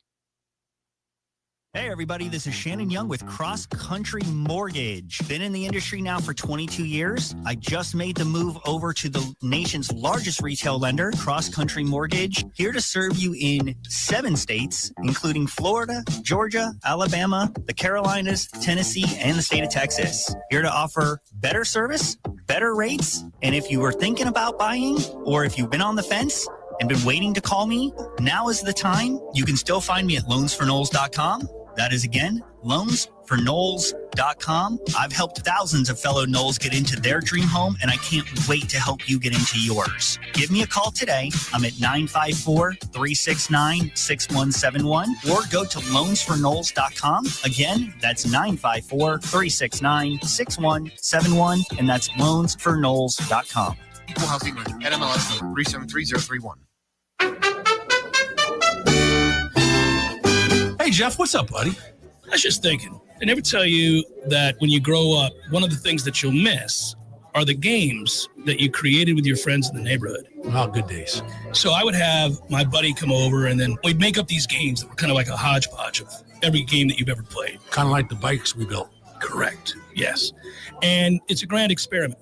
In the beginning, nobody knows how to play the game, and you argue about what the rules are going to be. And in the end, everybody knows how to play the game. By the end of that summer, you know the rules, the neighborhood know the rules, and you play that game like it's the greatest game ever played. But they still try to break the rules, right? Oh, if you ain't cheating, you ain't trying. But at the end, Eddie, you're never going to play it again, and you'll think about it the rest of your life. And the best game you ever played was that game. Never been a better one. Hey, you want to have a Gordo Smash, Jeff? I do. I'd like that. Gordo's, bringing the flavor and flair of Cuban food to Tallahassee since 1996. Looking to upgrade your backyard, your business, or even your life? Then you've got to check out Southeast Portable Buildings right here in Tallahassee. That's right. Southeast Portable Buildings has everything: sheds, cabins, carports, and now beautiful decks to go with them. Imagine a brand new storage building and a deck out front. perfect for that morning coffee or for your family gatherings. Need something custom? No problem. They'll work with you to find exactly what fits your needs. Big or small, simple or stylish. And with easy financing options, you can make your dream space happen sooner than you think. Southeast Portable Buildings, where you're not just getting a building, you're getting a lifestyle upgrade. Give our friends a call today, 850-580-6400. That's 850-580-6400. Southeast Portable Buildings. Big buildings. Big decks. Big dreams. Southeast Portable Buildings on West Tennessee Street, just north of Capitol Circle in Tallahassee. The Cameron Show is a production of the Warchant.com Multimedia Network. Check out Warchant.com today for the latest news inside Florida State athletics. That's Warchant.com. Now, back to Jeff on Real Talk 93.3.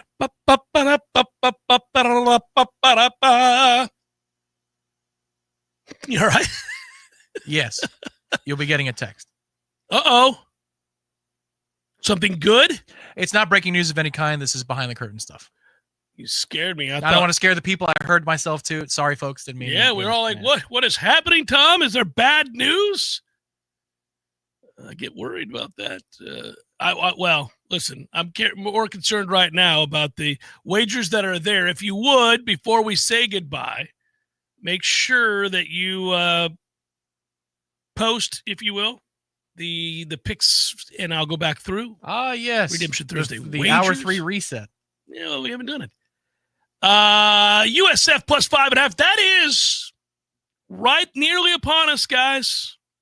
Hour and a half plus away from football being on your TV. You come home from work, you sit down, happy hour football.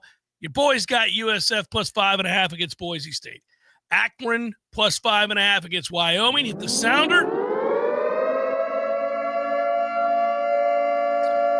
My beloved Wyoming Cowboys are just not what they were, and so it is. We're betting the team total under 25.5 at plus 105. We also took Akron plus the 5.5 to win the game.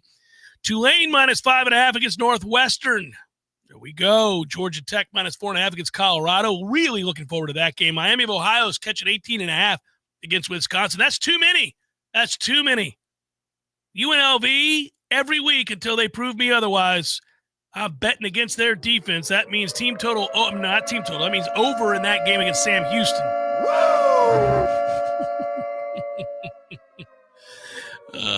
Michigan minus 34.5 against New Mexico is awful. Utah minus 5.5 against UCLA. I feel like I have to support the Utah. I just have to do it. Soft ass UCLA. Utah. Thank you. That's funny. Western Illinois and Illinois. Total 63.5 sounds crazy to me, baby. We're going to go under that number. Florida boy, I see you in the chat. I pronounced it the way you wanted me to pronounce it. Just got out of Tampa before the traffic gets crazy. Buddy, you got out 5 minutes before the traffic gets crazy because it's happening now. Wait, don't celebrate too much. Got to get past Ocala and the Turnpike. Well, I don't know. Is he coming north right now to come to this game, or is he going to St. Pete where he lives? I don't know where he's going. I don't know what he's doing, right? Yeah. So we'll have to see. But because on the Howard Franklin, he's fine. You've made it. It's a toughie. Sydney Sweetie Fan Club never got to your question. I'm 41 years old. Would a win over Bama be the biggest win FSU has had at home as a dog in my lifetime? Yes. As a dog, yes. That is a major... Florida State has never been this type of an underdog at home in a game in my lifetime. Well, maybe not in my lifetime, but since we've been going to games, since we became Florida State, since say 87 on. No chance. Steven, what up, fellas? On the flip side of projections, how are we feeling about a 6-3 loss to Bama? Mainly, are we concerned about the offense? Well, that would be interesting. Wouldn't it be interesting? 6-3. I would really love our defense at that point. I don't think I'd be too discouraged by a 6-3 loss at all. Yeah, I might need some clear eyes for, to help my bleeding eyes. But I would help you through it, Tom. But it would be worth it. If you promise me 6-3 right now, I think I might take it. Remember we did the deal with the Devil game? That's right. And you were, what was it? You said, I don't remember what your number was when I was offering. 31, 28, what was it? Well, it's because of the weather. I said if we score a 0 or we score 3, that shut it down with Gus, like it's over. 1 game tenure. But with the weather, I did. Come on, man. Oh, 1 game tenure. 3 points. I'm off you for life. You sorry You're ass. not my kind of guy. Yeah, you can take your old school ass somewhere else. But if it's a rainstorm, the lay and play field is ripping to shreds because of all the rain. Yeah, at 6-3, I could be here for that. Chubby's is the ultimate football apparel brand, so much so they created their own fantasy football league. George Kittle, Ian Rappaport, and others have come together to assemble the Chubby's League on NFL Fantasy. How about that? By the way, I'm telling you this to tell you something else that's very important, so hang in there. Each week, the top 5 scorers will win a chance at a Chubby's polo or shorts combo with their team's logo. The grand champion gets the chance at the ultimate fan experience, a 5-city, 5-stadium NFL game tour with a +1, while the fantasy flop faces an unforgettable punishment. Chubby's will have fun with that, and they're the only ones that could pull this off. Head to chubbysshorts.com/thechubbiesleague to learn more and have some fun. Get ready for the most outrageous fantasy football season of your life.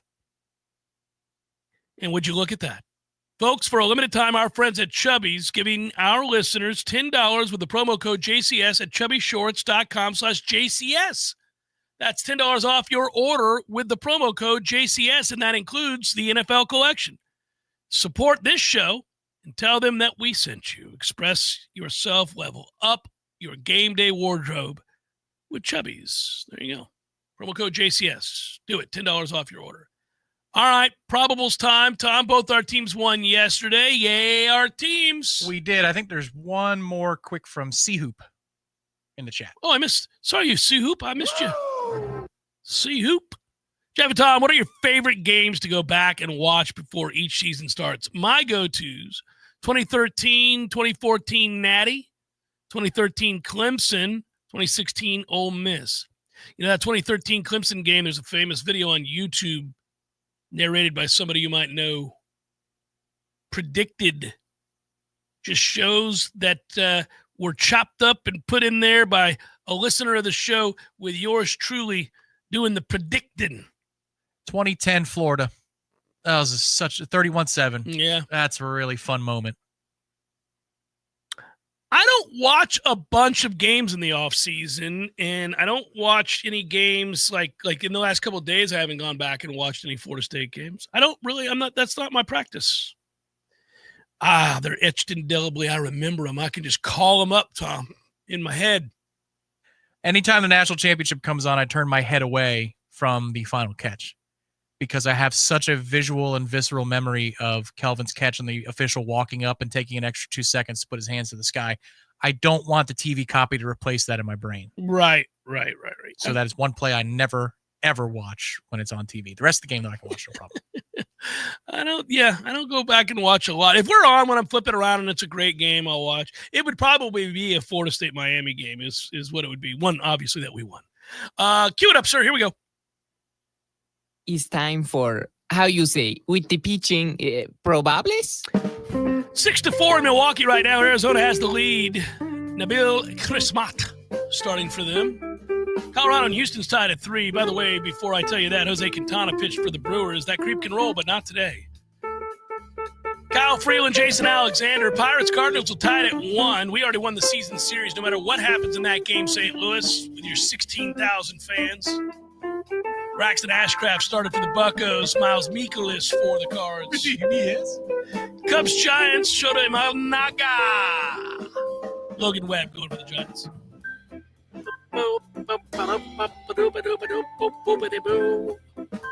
Braves Phillies, that's Cal Quantrill. Aaron Nola going for the Phillies. Marlins Mets. Oh, it's time to feast, New York. We'll see. TBD for the Marlins. They have no idea. Clay Holmes going for the Mets. Yeah. There you go. Oh, Clay Holmes. Woo! Yankees, White Sox, Will Warren, Davis Martin. Two of the most boring names to match up against one another. Will and Warren, Davis Martin. Davis plays at a 6, but you know what? I think he's really a 3. Red Sox, Orioles. That game ended, and the Red Sox won it 3-2. You know why? Garrett Crochet is good, and he pitched for the Red Sox. Cade Povich started for the Orioles. And that was a look at those that shall and did reside on the bump.